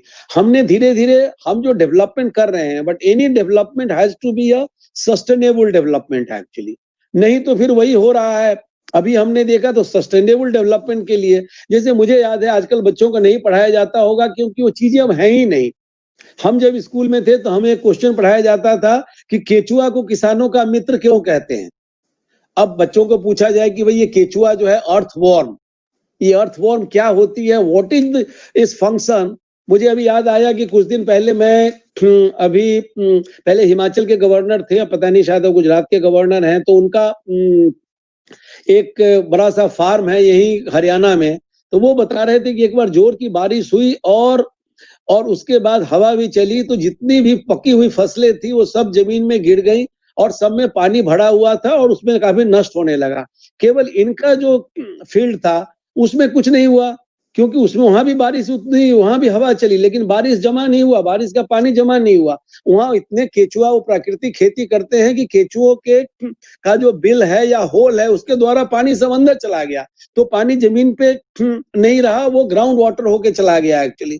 बहुत सारी चीजें बचपन में जो आपने एक बड़ी अच्छी बात बताई कि हर एक जो इकोसिस्टम है उसमें एवरी स्मॉल सांप बिच्छू का भी अपना महत्व है एक्चुअली, लेकिन हमने कहीं ना कहीं उस महत्व को नहीं समझ रहे हैं।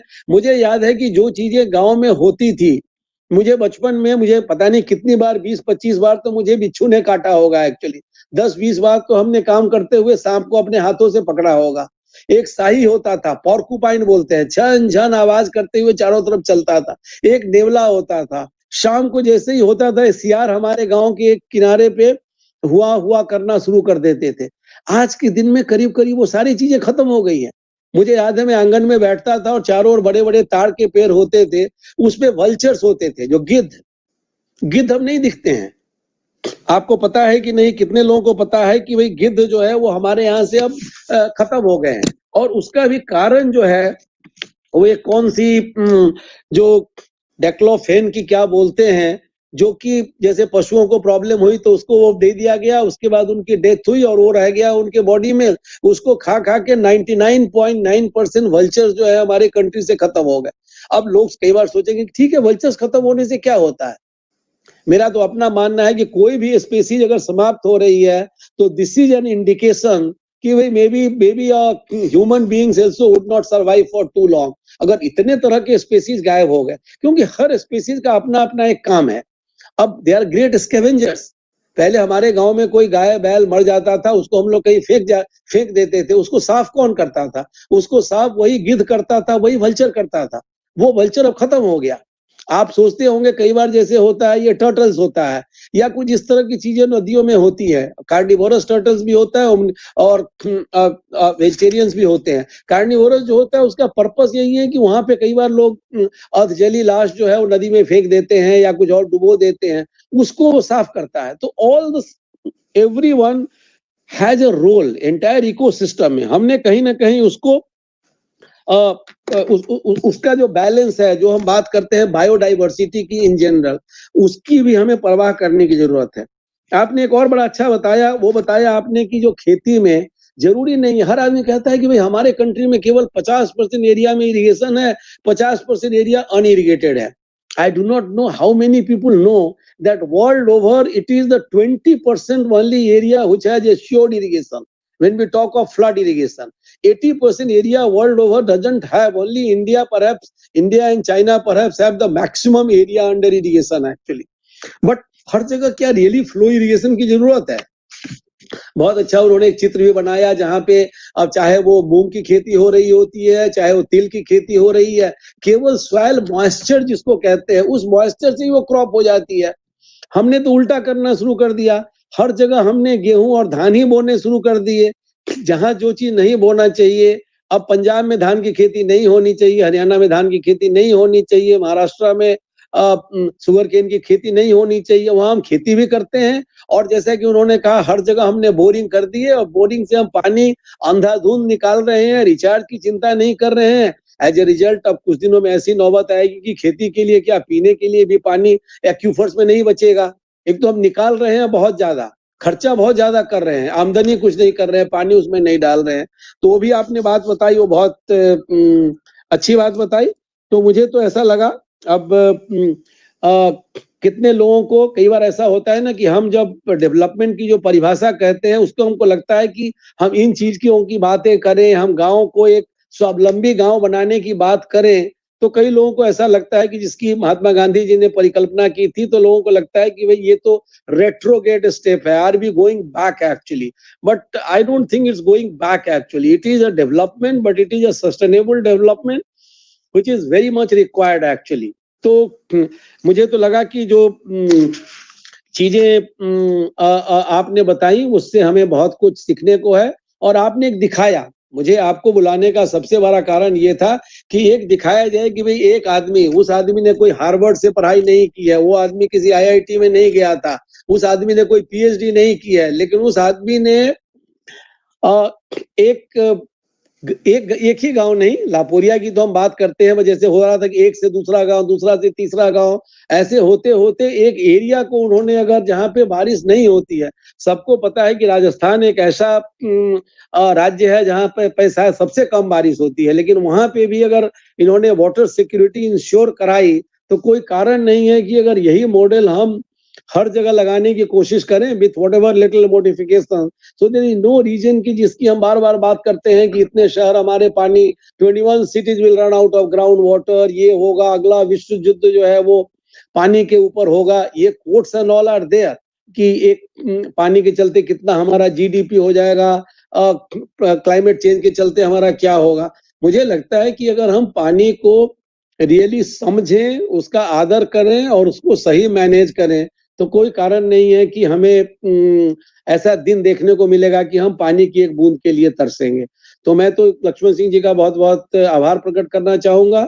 और जो लोग जुड़े हुए हैं, अब मैं वापस अनुपमा या अनुपमा की टीम के जो लोग होंगे उनसे मैं रिक्वेस्ट करता हूं कि वो जो लोग जुड़े हुए हैं हमसे, चाहे रजिस्ट्रेशन करके या हमारे सोशल जो लोग जुड़े हुए हैं, वो अगर कुछ प्रश्न पूछना चाहें, विशेषकर लक्ष्मण सिंह जी से, क्योंकि मैं तो अवेलेबल होता ही हूँ। लक्ष्मण सिंह जी का ने जो आज प्रेजेंटेशन दिया, मोस्टली अगर उसी पे अगर कुछ प्रश्न हो तो पूछा जाए। मैं ऐसा इसके लिए रिक्वेस्ट करता हूँ वाटर डाइजेस्ट टीम को। अनुपा जी हैं। Okay, Thank you, sir. And as sir rightly said, now is the time when you can actually float your queries to our eminent speaker. And I'm just sharing the format for the question answer session. On your screen, you have a window wherein there is an option of raising hand.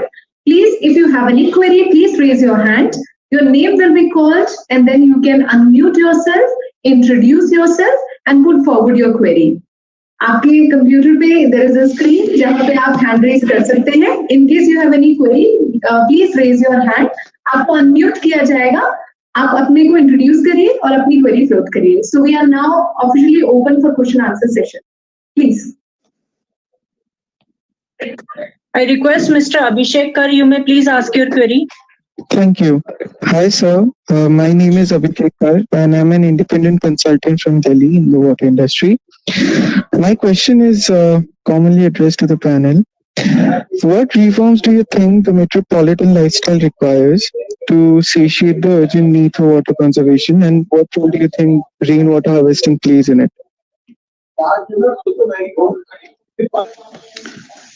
Lakshman Singh ji बोलना चाहेंगे या मैं बोलूं? आप ऐसा है, can you ask you Laxman Singh ji perhaps would be more comfortable in Hindi. Can you put your question in Hindi? Sure, sir. तो ऐसे कौन सी रिफॉर्म्स को क्या बोलते हैं मुझे नहीं पता. अच्छा, अपना देंगे. मैं अभिषेक कर. Introduce yourself again. हाँ जी, मैं अभिषेक कर. मैं एक इंडिपेंडेंट कंसल्टेंट हूँ वाटर इंडस्ट्री में और मैं दिल्ली से हूँ. और मेरा सवाल ये है कि मेट्रोपॉलिटन सिटीज जो होती हैं, मेट्रोपॉलिटन लाइफस्टाइल में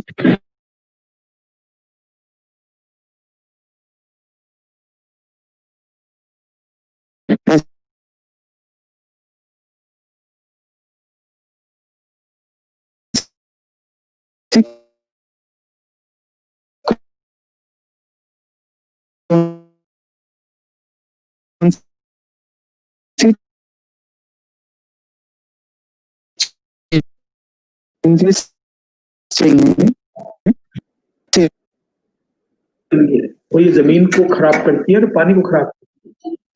मैं भी कई दफे जब मिठाई लेने जाता हूँ तो वो डिब्बा जो है वो पॉलीथीन में डाल के देते, तो मैं उनको पॉलीथीन वापस पकड़ाता हूँ, ये कहता हूँ कि जो ये मिठाई दूध की बनी हुई है, अगर आप ये पॉलीथीन देंगे ना तो ये मिठाई नहीं बनेगी. तो एकदम चौंकता है, क्यों? अरे भाई, ये जब गाय खाएगी, गाय के अंदर जम जाएगी तो गाय मर जाएगी, तो ये मिठाई नहीं बनेगी, तो ये तुम मत दिया करो. ये बात सही है कि हमारे नियम में हमने बहुत कोशिश भी की है कि हमने कपड़े के थैले बनाए, और ये अपने आप संयम रखना पड़ेगा कि हम पॉलीथीन यूज नहीं करें। साथ में अपने देश में सरकारी आदेश से भी काम चलता है। सरकार ने भी आदेश निकाले, नियम बनाए, कानून बनाए कि ऐसा नहीं हो।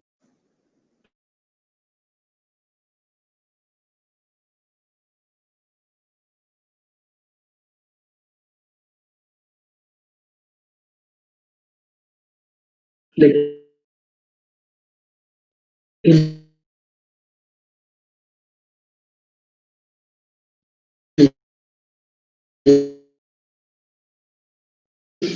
एक तरफ आती है, दोनों, यही हम कहते हैं कि उतना ही आप और आगे बढ़ो तो हम सफल हो सकते हैं। नहीं, एक्चुअली परहैप्स लक्ष्मण सिंह जी ने उस सवाल को शायद ठीक से उनको सुनाई नहीं दिया होगा। मे बी व्हेन यू से the word metropolitan he took it for polythene actually. See, if I have to say, I would say that there is not really some basics as far as the water management is concerned, it remains same, whether it is a village, whether it's a small town or a big town actually. But yes, metropolitan has their own challenges actually. But there are a few things. For example, take the case of Delhi when you are talking of. At Delhi or Bangalore or Chennai, at one point of time, these cities have large number of water bodies actually.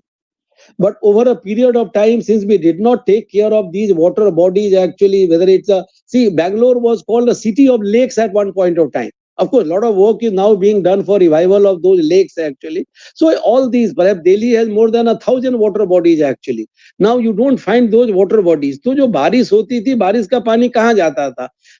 I always say today, when you have this concept of urban flooding in most of the cases is not caused by riverine flood actually. Like last year, Patna had severe urban flood. It was not because the Ganga water entered the city. It's just that the city water did not find any place to go. Now, where does the city water go? City water, if the rainfall is there, either it goes into the ground.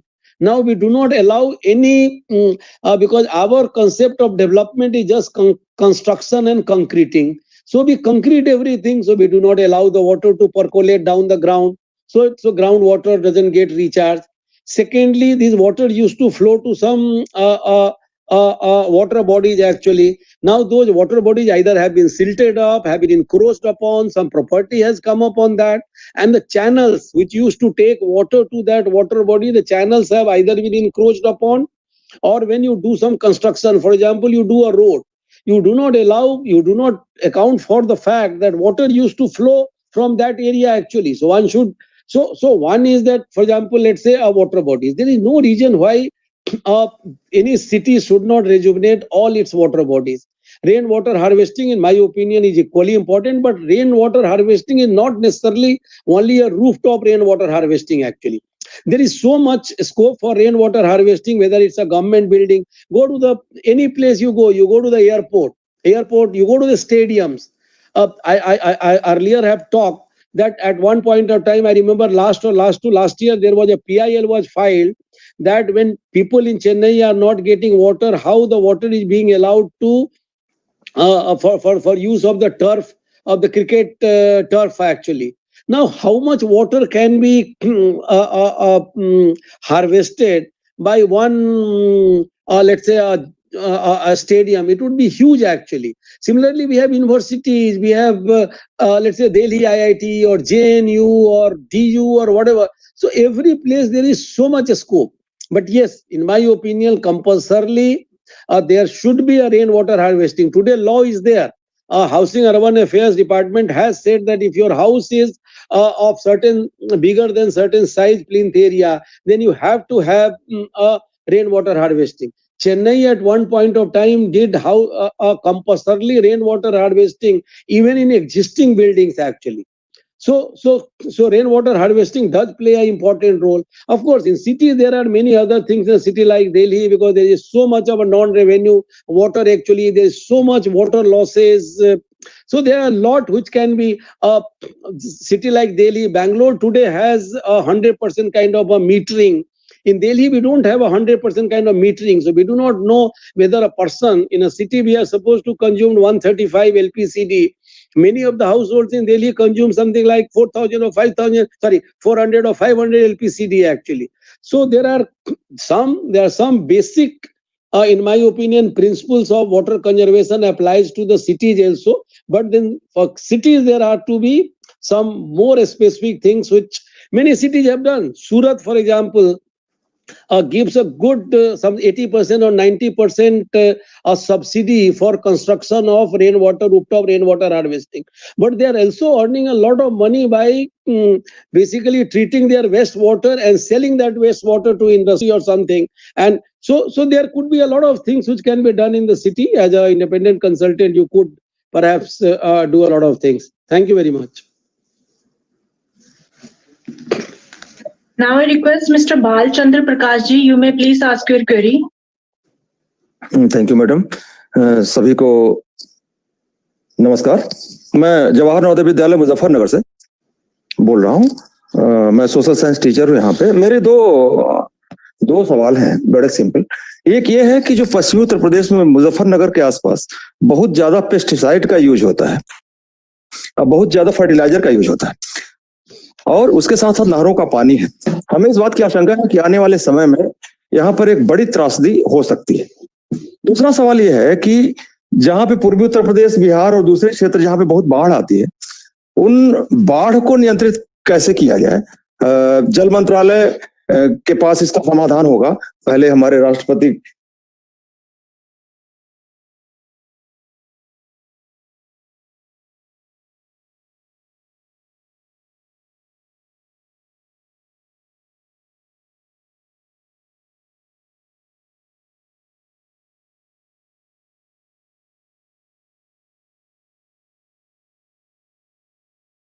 कलाम साहब ने इस पे सारी नदियों को जोड़ने की बात किया जा। लक्ष्मण सिंह जी सवाल ये कह रहे हैं इनका बहुत प्रयोग होता है। तो आप अपने प्रेजेंटेशन में कहीं बोल रहे थे कि पेस्टिसाइड की जरूरत नहीं है, तो क्या आपके यहाँ इंसेक्ट्स और पेस्ट पौधों में नहीं लगते हैं या उसका आप क्या उपचार करते हैं, वो वाला पोर्शन आप बता दीजिए। ऐसा है कि पूरा इकोसिस्टम अगर अपन डेवलप करते हैं तो वो कीट भी होने चाहिए जो हानिकारक फसलों को होते हैं, उनको खाने वाले कीट आने चाहिए। तो जब इकोसिस्टम डेवलप करेंगे तो मैंने कीट पतंगों की जहां चर्चाएं की, और कुछ चीजें ऐसी भी है जैसे नीम है, कुछ धतूरा है, गौमूत्र है, इनकी ऐसी चीजें बनती है कि वो आप छिड़कें और पौधे मजबूत हो जाएंगे और वो मरेंगे नहीं। पर अपन जब गलतियां करेंगे तो गलतियों के साथ फिर ऐसे कीट भी आते हैं जो फसलों को नुकसान करेंगे। मान लीजिए कि अगर आप चना बो रहे हैं इस साल, तो अगले साल उसमें चना ना बोएंगे, क्योंकि इस साल जो कीट पनपे हैं या अंडे दे रहे हैं वो अगले साल सरसों आप बोगे तो उनको वो खा नहीं पाएंगे। तो आप फसल को बदल करके बोएं। ये मैंने ऐसा भी कहा था, अगर आप ये एक फसल बोएंगे, गेहूं बोते रहेंगे, गेहूं बोएंगे, कुछ एक ही फसल बोते रहेंगे, तो जमीन भी खराब होगी और आपके बीमारी के जीवाणु भी बढ़ते रहेंगे और वो एक दिन फसल खत्म भी हो जाए।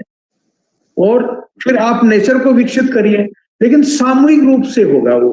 कोई आदमी ये सोचे कि मैं मेरे फार्म को ऐसा बना दूं, ऐसा थोड़ा हो सकता है, ज्यादा नहीं। लेकिन हम तो ये भी कह रहे हैं कि एक गांव ही नहीं, हमको अनेक गांव का बड़ा बेल्ट बनाना पड़ेगा। ऐसे हम चाहते हैं कि हमारा पूरा ब्लॉक ऐसा हो, जो 210 गांव है हमारे ब्लॉक में, तो 210 गांव ऐसे हो, फिर हमारा पूरा राजस्थान ऐसा हो, तो हमारा जीवन बदल जाएगा। लेकिन हम एक खेत पे काम करें, एक बीघा पे काम करें तो नहीं हो पाए। ये बड़ी समझ की जरूरत है, बड़े प्रयासों की जरूरत है। हम भी अभी छोटे प्रयास कर पाए हैं। मान लीजिए हम 150 गांव कर पाए हैं इस पे, मतलब 58 गांव कर पाए हैं, तो वो बड़ा काम नहीं है। ये जरूर है कि एक वातावरण ऐसा बना है कि चीजों को समझें, यात्राएं चलाएं, कीटों को बचाएं, वन लगाएं, तो वो थोड़ा बहुत हुआ है। अगर आप ये सरकारी स्तर पर बड़ा काम होगा, अभी प्रयास चल ही रहे हैं सरकार की। आज जो मीटिंग हो रही है वो एक सरकारी बड़ा प्रयास है, बड़ी कोशिशें हैं। तो इन चीजों को जहां कहीं काम ऐसा हुआ, जैसे आपने हिवड़े बाजार की बात कही, हमारे राजस्थान में भी ऐसे बहुत सारे गांव हो चुके हैं, जैसे पिपलांतरी है एक जगह, वहां है, दापोड़िया है, हिवड़े बाजार है, रालेगांव सिद्धि है, ये बहुत सारे गांव हैं ऐसे जिनमें अच्छे काम हुए हैं, तो उनको देख करके कुछ काम करना चाहिए। हमने गलत किए तो नतीजे गलत आए, हम अच्छे करेंगे तो नतीजे अच्छे आएंगे, लेकिन हमको इकोसिस्टम पर ध्यान देना पड़ेगा और जमीनों पे जमीन जहां अच्छी होगी वहां बीमारी कम लगेगी, जहां पे कीट पतंगे खूब होंगे वहां बीमारी कम लगेगी। कीटों पे तो बहुत बड़ा काम है, वो हम इतना अभी ज्यादा लंबी चर्चा नहीं कर सकते। कीट नहीं होंगे तो फसलें होगी ही नहीं, चिड़ियाएं नहीं होगी तो फसलें होगी ही नहीं। अगर हम उनको मारते हैं, पेस्टिसाइड छिड़कते हैं तो ज्यादा खतरनाक है कि हमको उसके बाद फिर ज्यादा छिड़कना पड़ेगा, तो एक दिन जमीन खराब हो जाएगी, जमीन की परत खराब हो जाएगी, पानी खराब हो जाएगा, हम खुद खराब हो जाएंगे और ये बर्बाद हो सकते हैं। तो हमको इकोसिस्टम पर ध्यान देना चाहिए, मेरा मानना। नहीं, बहुत अच्छी बात है। वैसे जो मुझे तो सबसे बड़ी धन्यवाद देना चाहूंगा जो शिक्षक जुड़े हैं। बड़ी अच्छी बात है कि कोरोना काल में शायद शिक्षकों के पास भी थोड़ा समय होता है और बच्चे भी जुड़ रहे हैं, क्योंकि मेरा अपना मानना है कि बच्चों को भी शुरू से पानी की समझ होनी चाहिए। अभी जैसे हमने एक जल जीवन मिशन में हमने एक स्पेशल कैंपेन लिया है, जिसमें हम कह रहे हैं कि हर स्कूल और हर आंगनवाड़ी केंद्र को हम piped water supply, safe drinking water के लिए भी, हाथ धोने के लिए भी और उनके टॉयलेट के लिए भी पानी पहुंचाएंगे। तो साथ में मैंने अभी सारे स्टेट से रिक्वेस्ट किया है कि हर स्कूल की छत पे जो है एक रेन वाटर हार्वेस्टिंग बनाई जाए, क्योंकि रेन वाटर हार्वेस्टिंग आज के अंदर MGNREGA में भी बनना परमिसिबल है। उससे फायदा मुझे ये लगता है कि जब अगर स्कूल के छत पे अगर कोई रेन वाटर हार्वेस्टिंग होगा तो बच्चे कम से कम इतना जानेंगे कि ये रेन वाटर हार्वेस्टिंग क्या चीज होती है, क्यों करना जरूरी है, हम पानी को जमीन में क्यों डाल रहे हैं, ये पानी कहाँ जाएगा, क्यों पानी के अंदर जमीन के अंदर पानी डालने की जरूरत है, एक्यूफर क्या होता है। क्योंकि अगर हम स्टूडेंट से आज के दिन में पूछें कि भाई पानी कहाँ से आता है, तो स्टूडेंट तो यही कहेगा पानी तो टैप से आता है या पानी तो हैंडपंप से आता है। लेकिन पानी टैप और हैंडपंप तो केवल डिस्पेंसर है ना, वो पानी का सोर्स तो नहीं है। तो अच्छी बात है कि अब आप देख रहे हैं, आप इंटरेस्ट ले रहे हैं, लेकिन इन्होंने जो बात कही वो तो एक पूरे इकोसिस्टम की बात कही, वो बड़ी अच्छी बात है एक्चुअली लॉन्ग टर्म। लेकिन ये भी साथ में उन्होंने कहा कि वो अकेले करना संभव नहीं होगा, एक मतलब उसके लिए सोसाइटी को आगे आना पड़ेगा। दूसरी जो आपने बात कही वो बड़ी लंबी है, उस पर अब यहाँ पे समय शायद नहीं हो पाएगा।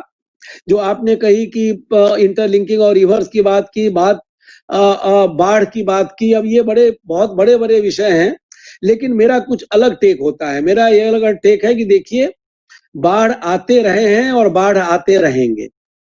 अब ये कोई जैसे आज के दिन में समस्या का बताया जाता है कि नहीं भाई हम तो नदी के दोनों किनारों पे तटबंध बना के बाढ़ को रोक देंगे। ये नदी की अपनी एक प्रकृति है, नदी की अपनी एक मॉर्फोलॉजी है। नदियां तो आप उत्तर बिहार की बात कर रहे थे, कोसी ने तो 200 किलोमीटर अपना वो अपना कोर्स बदला है एक्चुअली, तो वो हम नहीं कर सकते। लेकिन जो हम कर सकते हैं क्या है, हमने नदियों पे अपना कब्जा कर दिया है। जो जमीन की नदी है, जो जमीन को जो नदी बिलोंग करती है, वो नदी पे हम घुस गए हैं तो नदी हमारे घर में घुसेगी। हम जंगल में जहां जानवरों के रहने का है वहां हम घुस गए हैं तो जानवर आज हमारे घर में घुस गया है। कोई फ्लड प्लेन्स की बात नहीं करता है, फ्लड प्लेन जोनिंग की बात नहीं करता है। आप दिल्ली में ही देख लीजिए, बहुत बड़े बड़े इमारतें और बहुत सारी चीजें जो है वो फ्लड प्लेन्स में बनी है। तो हमारा कंसेप्ट होना चाहिए रूम फॉर द रिवर, नदियों को फैलने की जगह दीजिए। उसका जो नदियों में जो जिसको कहते हैं हम फ्लड प्लेन्स, अब लोगों को ये नहीं समझ में आता कि फ्लड प्लेन्स का क्या काम है। उनको लगता है नदी के दोनों किनारे तो बड़ी अच्छी जमीन पड़ी हुई है, चलो इसी पे हम घर बनाते हैं, और लोग जो है वो यमुना के फ्लड प्लेन्स पे प्लॉट कर करके वो different kind of farm houses के हिसाब से बेचे जाते हैं। बट उसका बहुत बड़ा महत्व है, ये नहीं है कि केवल बरसात के दिनों में तो पानी को फैलने के लिए जगह मिलेगी, लेकिन बरसात के बाद जो बरसात का पानी जो उस फ्लड प्लेन्स में इकट्ठा होके रहेगा, वही पानी तो बाद में नदी में आएगी। क्योंकि आप तो ऐसी जगह से आते हैं और आपका स्कूल ऐसी जगह पे है जहां हर तरह की समस्या है। मैं कुछ दिन पहले ही गया था, सहारनपुर गया था, मुजफ्फरनगर गया था, वहां की नदियां जो आपकी हैं वो नदियां नहीं रह गई हैं। वो नदियां जो हैं उस पे ऑफ कोर्स कुछ काम कर रहा है, वहां के जो डिस्ट्रिक्ट मजिस्ट्रेट और बाकी कुछ नॉन गवर्नमेंट ऑर्गेनाइजेशन उस पे काम कर रहे हैं, चाहे वो काली नदी हो, चाहे वो हिंडन का भाग हो, उस पे काम हो रहा है। लेकिन वो नदी को देख के मैं गया था तो उधर से वो कृष्णी और काली वेश जैसी नदियां हैं, वो एक ड्रेन से ज्यादा नहीं लगती हैं। वहां पानी का इतना ज्यादा दोहन हो रहा है मुजफ्फरनगर डिस्ट्रिक्ट में कि वहां तो 95% जो है, जबकि वहां नहरें हैं, फिर भी 90% पानी जो है वो आता है ग्राउंड वाटर से। एक्चुअली ग्राउंड वाटर का लेवल ऐसा चला गया है कि ऊपर वाला एक्यूफर या तो सूख गया है या ऊपर वाला एक्यूफर जो है वो बिल्कुल पॉल्यूटेड हो गया है। वहां पे अगर जो पुराना हैंडपंप है उससे पानी की तरह नहीं आता है, किरोसिन की तरह आता है। तो समस्या तो वहां पे आप ऐसे एरिया से आते हैं बहुत है, लेकिन अभी हम इंटरलिंकिंग आदि की बात यहाँ नहीं कर पाएंगे। यहाँ तो हम बात कर रहे हैं ना कि हम थोड़े छोटे छोटे इंटरवेंशंस की बात करें कि छोटे छोटे इंटरवेंशंस करके भी हम क्या डिफरेंस ला सकते हैं। Thank you very much. Sir, क्योंकि आपने फ्लड और फ्लड प्लेन्स की बात करी है, तो मैं यहाँ सर बताना चाहूंगी कि एक क्वेरी और है जिसमें हमारे पार्टिसिपेंट ने पूछा है कि ऐसे कौन से तरीके हैं जिससे फ्लड वाटर को हम संचय कर सकते हैं या यूज कर सकते हैं। तो if connecting to your answer, if you can also answer this query sir. नहीं, देखिए उसमें उतनी सी बात है। हमने कहा कि देखिए एक तो है कि भाई फ्लड प्लेन्स में भी, जैसे दिल्ली में भी कुछ दिन पहले ट्राई किया गया था कि हम फ्लड प्लेन्स में भी कुछ स्टोरेजेस बनाए जिसमें जब ज्यादा बाढ़ का पानी आए तो वहां रह जाए एक्चुअली, लेकिन फाइनली वो जो है वो ग्राउंड वाटर रिचार्ज के लिए जाएगा। मैं तो सबसे अच्छा कहूंगा कि जो मैं पहले ही बोल चुका हूँ, दोबारा भी कह रहा हूँ कि भाई आप फ्लड प्लेन्स को एक मतलब एक सैक्रोसैंक्ट माना जाए कि नहीं भाई ये जो है ये नदियों ये this belongs to the river and we have no right to encroach upon the river. India तो ऐसी कंट्री है जहां बात तो करते हैं कि भाई सारी नदियां, केवल हम गंगा को ही नहीं पूछते हैं, वो कावेरी कृष्णा को भी पूछते हैं। मैं अभी गया था उत्तरांचल अरुणाचल प्रदेश, वहां तो जितनी नदियां हैं, चाहे वो ब्रह्मपुत्रा हो जिसको सियांग बोलते हैं, या लोहित हो, या कोई भी दिबांग नदी हो, सारी नदियों को हम पूछते हैं। तो हम जो नदियों को पूछते हैं तो नदियों का जो अधिकार क्षेत्र है अगर उसमें हम ना कब्जा करें और उसमें जाके हम ना बसे। जब भी दिल्ली में बात होती है कि भाई लोगों को हटाया गया क्योंकि वहां पे पानी का जलस्तर बढ़ा, किनको हटाया गया? जो लोग फ्लड प्लेन्स में रह रहे हैं उन्हीं को हटाया जाता है, फ्लड प्लेन से बाहर वालों को नहीं हटाया जाता है। सो अगर ऐसा है कि अगर जहां पे संभव हो कि हाँ भाई फ्लड प्लेन्स में कुछ और स्टोरेज क्रिएट किए जाए, दिल्ली में कुछ कोशिश की गई थी पिछले साल, बहुत ज्यादा अच्छे रिजल्ट नहीं आए थे, बहुत ज्यादा हो भी नहीं पाया था, क्योंकि जो फ्लड प्लेन्स है उसमें भी लोग खेती कर रहे हैं। लोग खेती कर रहे हैं तो उसमें वो स्ट्रक्चर्स नहीं बनाने देने पा रहे हैं। लेकिन मेरा तो अपना मानना है कि let us protect flood plains, let us have the room for the river, half of our problems of floods would be over. मतलब not the floods but basically damages caused to the floods could be really minimized. Thanks, sir. Now I request Ms. Indulekha Kavila ji, you may please ask your query. Hello, am I audible? Yes, please. Yes, please. Yeah, namaskar. What I would like to ask is related to the following. The population density of India. It is some 10 times that of the United States, 4 times that of China. So we are forced to let people accommodate people on the hillsides and the mountain sides. And in Kerala, for example, population density 860. And some of our rivers are flowing only for some 200 odd days now because water seeping into the mountainside, flowing down under the pressure head is what constitutes rivers and keeps out seawater. So we are having so much seawater infiltration and our rivers are not flowing full year round. So shouldn't we think of some population planning also for India itself? That is the question. Since we see all these problems connected with population density. Anyway, I don't think I'm competent to answer on that. I would no, but still I would say something. It is not necessary that our problems are only because of the population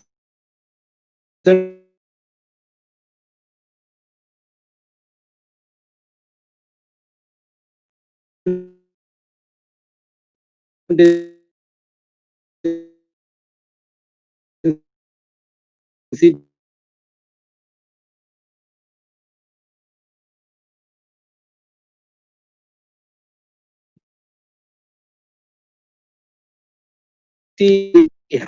There are areas very high.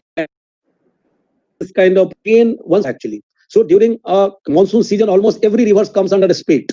It's unflooded, and thereafter for 7-8 months we don't find much water there actually. So we need to store water. Now water did not be stored only in big dams actually. Traditionally, what we have been doing is we thought that water can be stored only in very big dams. But no, water can be stored even lakhs and lakhs of smaller structure can be made. These days, every Saturday, I have a dialogue with the district magistrates. And last time, one district magistrate came from Andhra Pradesh. He says that in his district, he has created 1 lakh small structures actually. Maybe every farm has a farm pond. So we need to, one is that we need to store water. The other is we need to utilize the water very judiciously. Today, 89% of India's agriculture water needs goes to agriculture actually, and our water use efficiency in agriculture is just about 35-40%. So what happens when you irrigate a field? Not much water goes basically beneath the surface to recharge groundwater. Most of the water gets evaporated actually. So what we need to do is perhaps we have to be more efficient in our water use, be it agriculture, be it agriculture, or be it industry, or be it for municipal water supply, so that more water is available for the rivers. What we are doing is we are basically sucking the blood out of our river system actually. Similarly, when you talked about these a lot of problems is there because we are not taking care of the catchment area of these rivers actually, whether it's a deforestation which leads to all kinds of problems, not only problem of rains, but a lot of siltation comes because of deforestation. So while population control could be something, but I don't think I'm competent to speak on that. But still we can take a lot of other measures, whether it's a storage of water or more efficient use of water, or basically treating the catchment area.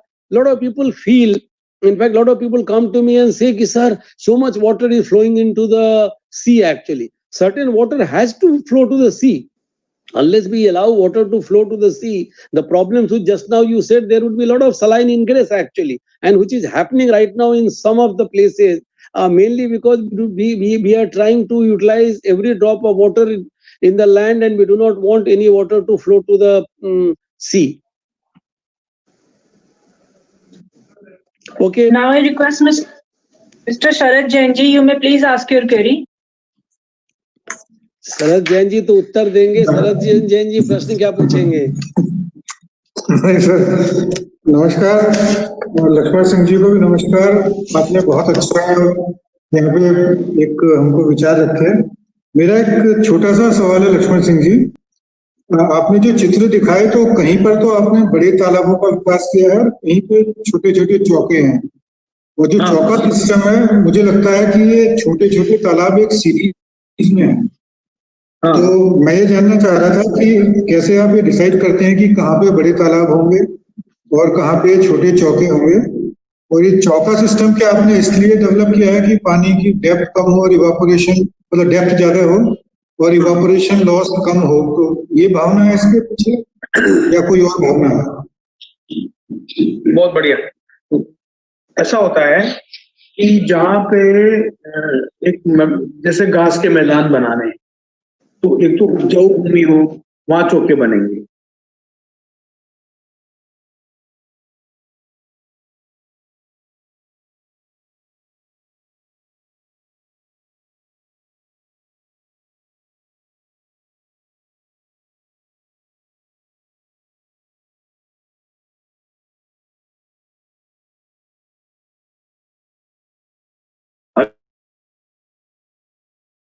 अगर मान लो Morinda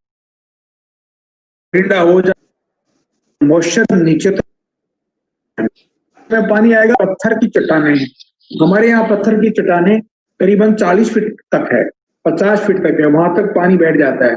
और फिर पत्थर की चट्टान के touch में आते ही जहां चट्टानों की ढालें होती है उधर पानी जाता है, और वो अधिकतर नदी की तरफ जाता है, अंदर ही अंदर.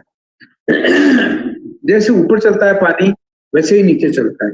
कहीं ऊपर नीचे हो सकता है लेकिन जाएगा कुओं में या फिर नदी की तरफ। तो चोका सिस्टम एक जमीन वो है जो गोचर का मतलब आपने बिल्कुल ठीक कहा था कि एक चरने की जगह है जो गांव के पशुपालन, चाहे ऊंट हो, बकरी हो, गाय हो, भैंस हो, जो भी प्राणी होता है पालतू या वन्य जीव, वो गोचर में रहते हैं। गोचर में सबका स्वागत है, ऐसा हमने कहीं पे कहा था, कहीं पे लिखा भी था कि भाई गोचर में सब जा सकते हैं, वन्य जीव भी गोचर में रहते हैं। मान लीजिए खेतों में जाते हैं तो लोग भगा देते हैं ना, तो गोचर में ही तो रुकते हैं, तो गोचर में ही रुकते हैं, गोचर में सबका स्वागत होता है। तो वहां घास चाहिए हमें, तो वो जब तक जो बारिश आती रहेगी वो जमीन में जाती रहेगी। अब मान लीजिए 70 mm 100 mm एक साथ बारिश हो जाए तो चौके फुल हो जाएंगे, और वो स्पीड पे है। धीरे धीरे बारिश होगी तो चौके ओवरफ्लो नहीं होंगे। एकदम तेज बारिश आएगी तो हमारे एरिया में, हम अभी बिहार और कोसी नदी की बात नहीं कर रहे हैं, हम राजस्थान की बात कर रहे हैं, हमारे गांव की बात कर रहे हैं, वहां का नॉलेज, वहां का काम, वहां का सोच, वहां की समझ, तो वो चौके फुल होकर के एक दूसरे में जाएंगे। और फिर एक हमने ऐसी जगह ढूंढी कि यहाँ पानी भर सकता है, वो मोरिंडा होता है जहां पे छोटे तालाब बनाए, 1 2 3 4 जितने बन सकते वो एरिया के ऊपर है। अगर मान लीजिए हमारे पास 1100 बीघा जमीन है तो फिर वो ज्यादा तालाब बनेंगे, 5-6 बनेंगे छोटे छोटे, और वो उनको भी कनेक्ट करेंगे और फिर उनको बड़े तालाबों तक ले जाएंगे। बड़े तालाबों की क्यों ले जाएंगे? हमारा एरिया मान लीजिए गांव का 6000 बीघा जमीन, तो 6000 बीघा का भी तो पानी आएगा ना, खेतों का भी आएगा, क्योंकि जब बारिश होती है तो खेत भी भरेंगे और गोचर भी भरेंगे, चौके भी भरेंगे। तो फिर हम चौकों से ओवरफ्लो करके छोटे तालाबों में जाएंगे और छोटे तालाबों का ओवरफ्लो होकर के बड़े तालाब में जाएगा, ताकि हमें सिंचाई भी करनी है, मतलब खेती भी करनी है। तो वो खेती के लिए बड़े तालाब होंगे, पर बड़े तालाब 10-20 नहीं हो सकते। छोटे जरूर गांव में 10-20 से 50 हो सकते हैं, पर बड़ा तालाब 1 होगा या 2 होंगे, उससे सिंचाई करेंगे। तालाबों का एक टूर फिर अलग किया है कि लोग पानी भरते ही खेतों को देना चाहते हैं। ये सब जगह ऐसे मुहिम है, क्योंकि देखो जनसंख्या बड़ी है तो लोग खेतों को पानी देना चाहते हैं और फसल लेना चाहते हैं, वो जरूर लें। लेकिन जब हमारे पास पीने का पानी नहीं रहेगा तो क्या करेंगे? तो हम गांव के पास या गांव से दूर कुछ तालाब ऐसे बनाएंगे जो भगवान के नाम के हो। भगवान के नाम इसलिए बोला गया कि आस्थाओं से समाज बना हुआ, जैसे फूल सागर, देव सागर, ये सब चीजें, तो ये भगवान के तालाब है। यानी कि देव सागर, देव मतलब देने वाला, तो उसको कोई छेड़ेगा नहीं और ये बोलेंगे कि भाई ये तालाब एक ऐसा रहेगा जिसमें पानी भरे और नीचे जाता रहे, लेकिन काम नहीं लेना है, ताकि वो पानी पनघटों को, हैंडपंपों को, पीने के जितने भी स्ट्रक्चर हैं या खेती के स्ट्रक्चर हैं, उनको पानी देता रहे और ग्राउंड वाटर गांव का बना रहे। तो हर गांव में ऐसे बनाए तो उसका स्थिति अच्छी रही। अगर आप सारे ही तालाबों को अगर सिंचाई से जोड़ दोगे तो हमें मई जून में पानी नहीं मिलेगा। इसलिए छोटे चौके जो पानी ग्राउंड वाटर नीचे उतरे और घास बनाए, बट कुछ बड़े थोड़े उससे बड़े चौकों में तो 9 इंच पानी होता है। अगर आप 3 फीट पानी भर दोगे तो घास नहीं आएगा, उसमें 9 इंच 1 फीट का एक स्थान होता है, उसमें पानी रुकता है और वो बड़े एरिया में होता है, 400 बीघा, 500 बीघा, 1000 बीघा, 2000 बीघा, 11000 बीघा में, और उनके छोटे छोटे तालाब उनसे जुड़े होते हैं। अगर आप छोटे तालाब नहीं बनाओगे मान लीजिए तो चौकों का पानी कहां जाएगा? मान लीजिए क्योंकि हमने फ्लड को रोकना है और सूखे को रोकना है, दोनों एक साथ। सूखे का तो तब बूंद बूंद रोकना है। उस साल बारिश कम हुई तो भी हमने रोका, पर बारिश अगर मान लीजिए जैसे आपने बिल्कुल एक जगह कहा था कि हमने नहीं बताया था कि कितनी बारिश होती है, हमारे कई दफे 150 mm होती है, कभी 300 और 600 mm तक अच्छी मानी जाती है, अच्छी बारिश हो गई। अगर 800 mm बारिश आ जाती है जहां हमने काम नहीं किया वहां फ्लड आता है। पर हमने जो काम किया वो सोचा कि 1200 mm तक बारिश होती हो तब हमारे फ्लड ना आए। लेकिन फिर होगा क्या कि मान लीजिए 800 mm आते और फ्लड स्टार्ट है, लेकिन जब 300 mm बारिश हो जाएगी तो हमारे स्ट्रक्चर खाली रहेंगे, ऐसी स्थिति बनी रहेगी। और ऐसा हमको अभी ऐसा ही दिखा, आगे फिर सोचेंगे। और बारिश का माप वाला यंत्र भी हमने जगह जगह रखा, ताकि ये पता लग जाएगी कि हमारी अभी कौन सी स्थिति चौकों की है या कितने तालाबों में पानी आया, हम यहाँ बैठे बैठे ही पता लगा, वो हमारे यहाँ लगा हुआ है। तो छोटा चौका, छोटे तालाब भरेगा, वो 8-10 होंगे, वो 8-10 मिलकर के बड़े तालाब भरेंगे और फिर देव सागर, फुल सागर भरेंगे और वो भर जाएंगे। उसके बाद फिर बारिश आएगी तो फिर उनके सबके ओवरफ्लो चलेंगे जो नदी की ओर जाए। अब एक सवाल खड़ा होता है कि आपने नदी में तो पानी नहीं आने दिया। नहीं, ऐसा नहीं होता है। जब सारे तालाब भर जाएंगे तो नदी में झरने स्टार्ट हो जाएंगे और नदी हमेशा चलती रहेगी, बारिश में भी चलेगी। तेज बारिश में ओवरफ्लो का पानी जाएगा, लेकिन जब मान लीजिए कि तालाबों के ओवरफ्लो नहीं होंगे तो भी नदी में पानी दिखेगा, झरना जैसा दिखेगा। नदी पूरी गीली रहेगी, बूंद बूंद सब जगह नदी टपकती रहेगी और नदी में इकट्ठा होकर के पानी पश्चिम से पूर्व की ओर जाता रहेगा। तो नदी भी होगा और उसमें भी छोटे छोटे निकट है, उसमें पानी भरेंगे, फिर ओवरफ्लो आगे जाएगा। लेकिन कई साल ऐसा भी होता है हमारे रास्ते कि आप नदी में पानी आएगा ही नहीं। एक दफा ऐसा भी हुआ, एक बूंद इकट्ठी होकर के तालाबों में भी नहीं आई, और नहीं आई।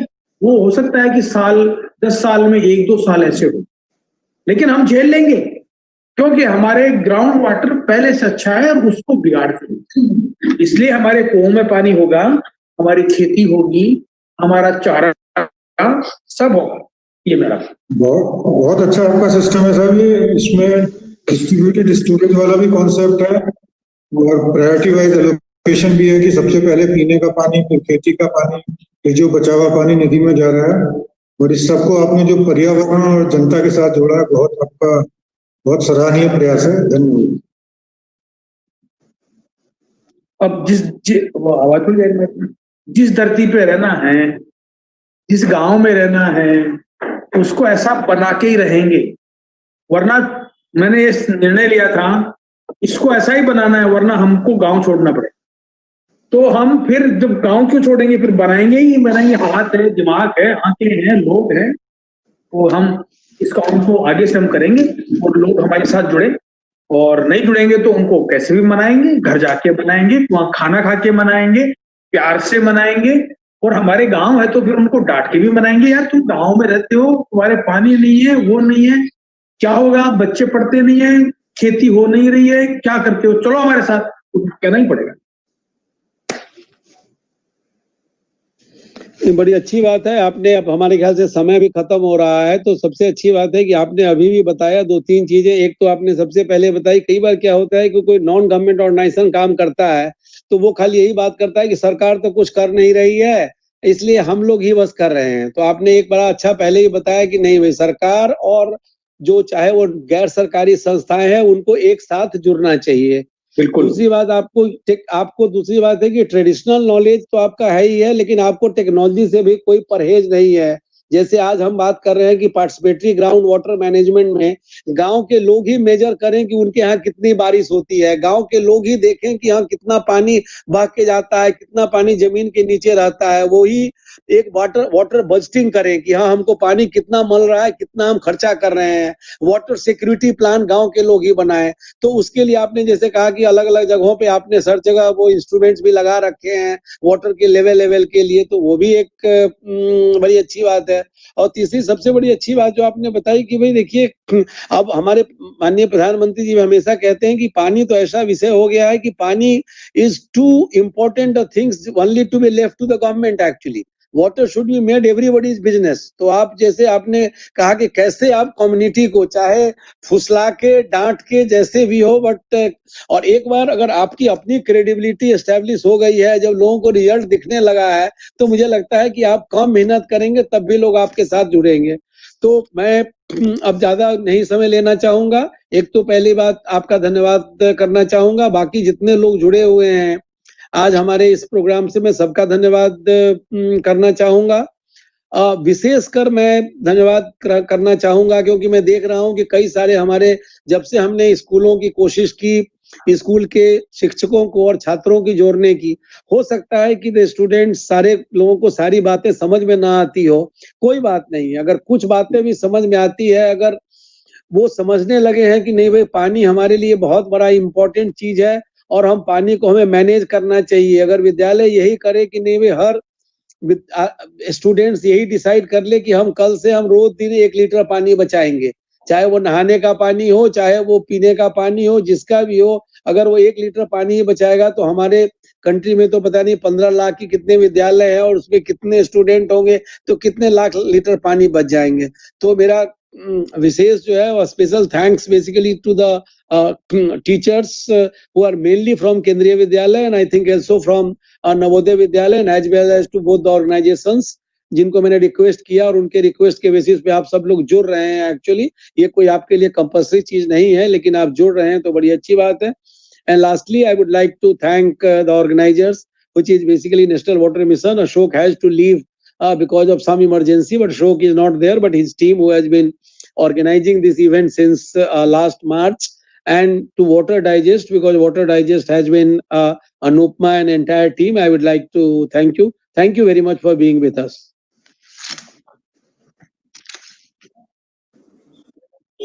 Okay, Anupma, we call it a day. Thank you, sir. Yes, sir. Thank you so much, sir. Thank you so much. Okay, thank you very much. Namaskar. नमस्कार।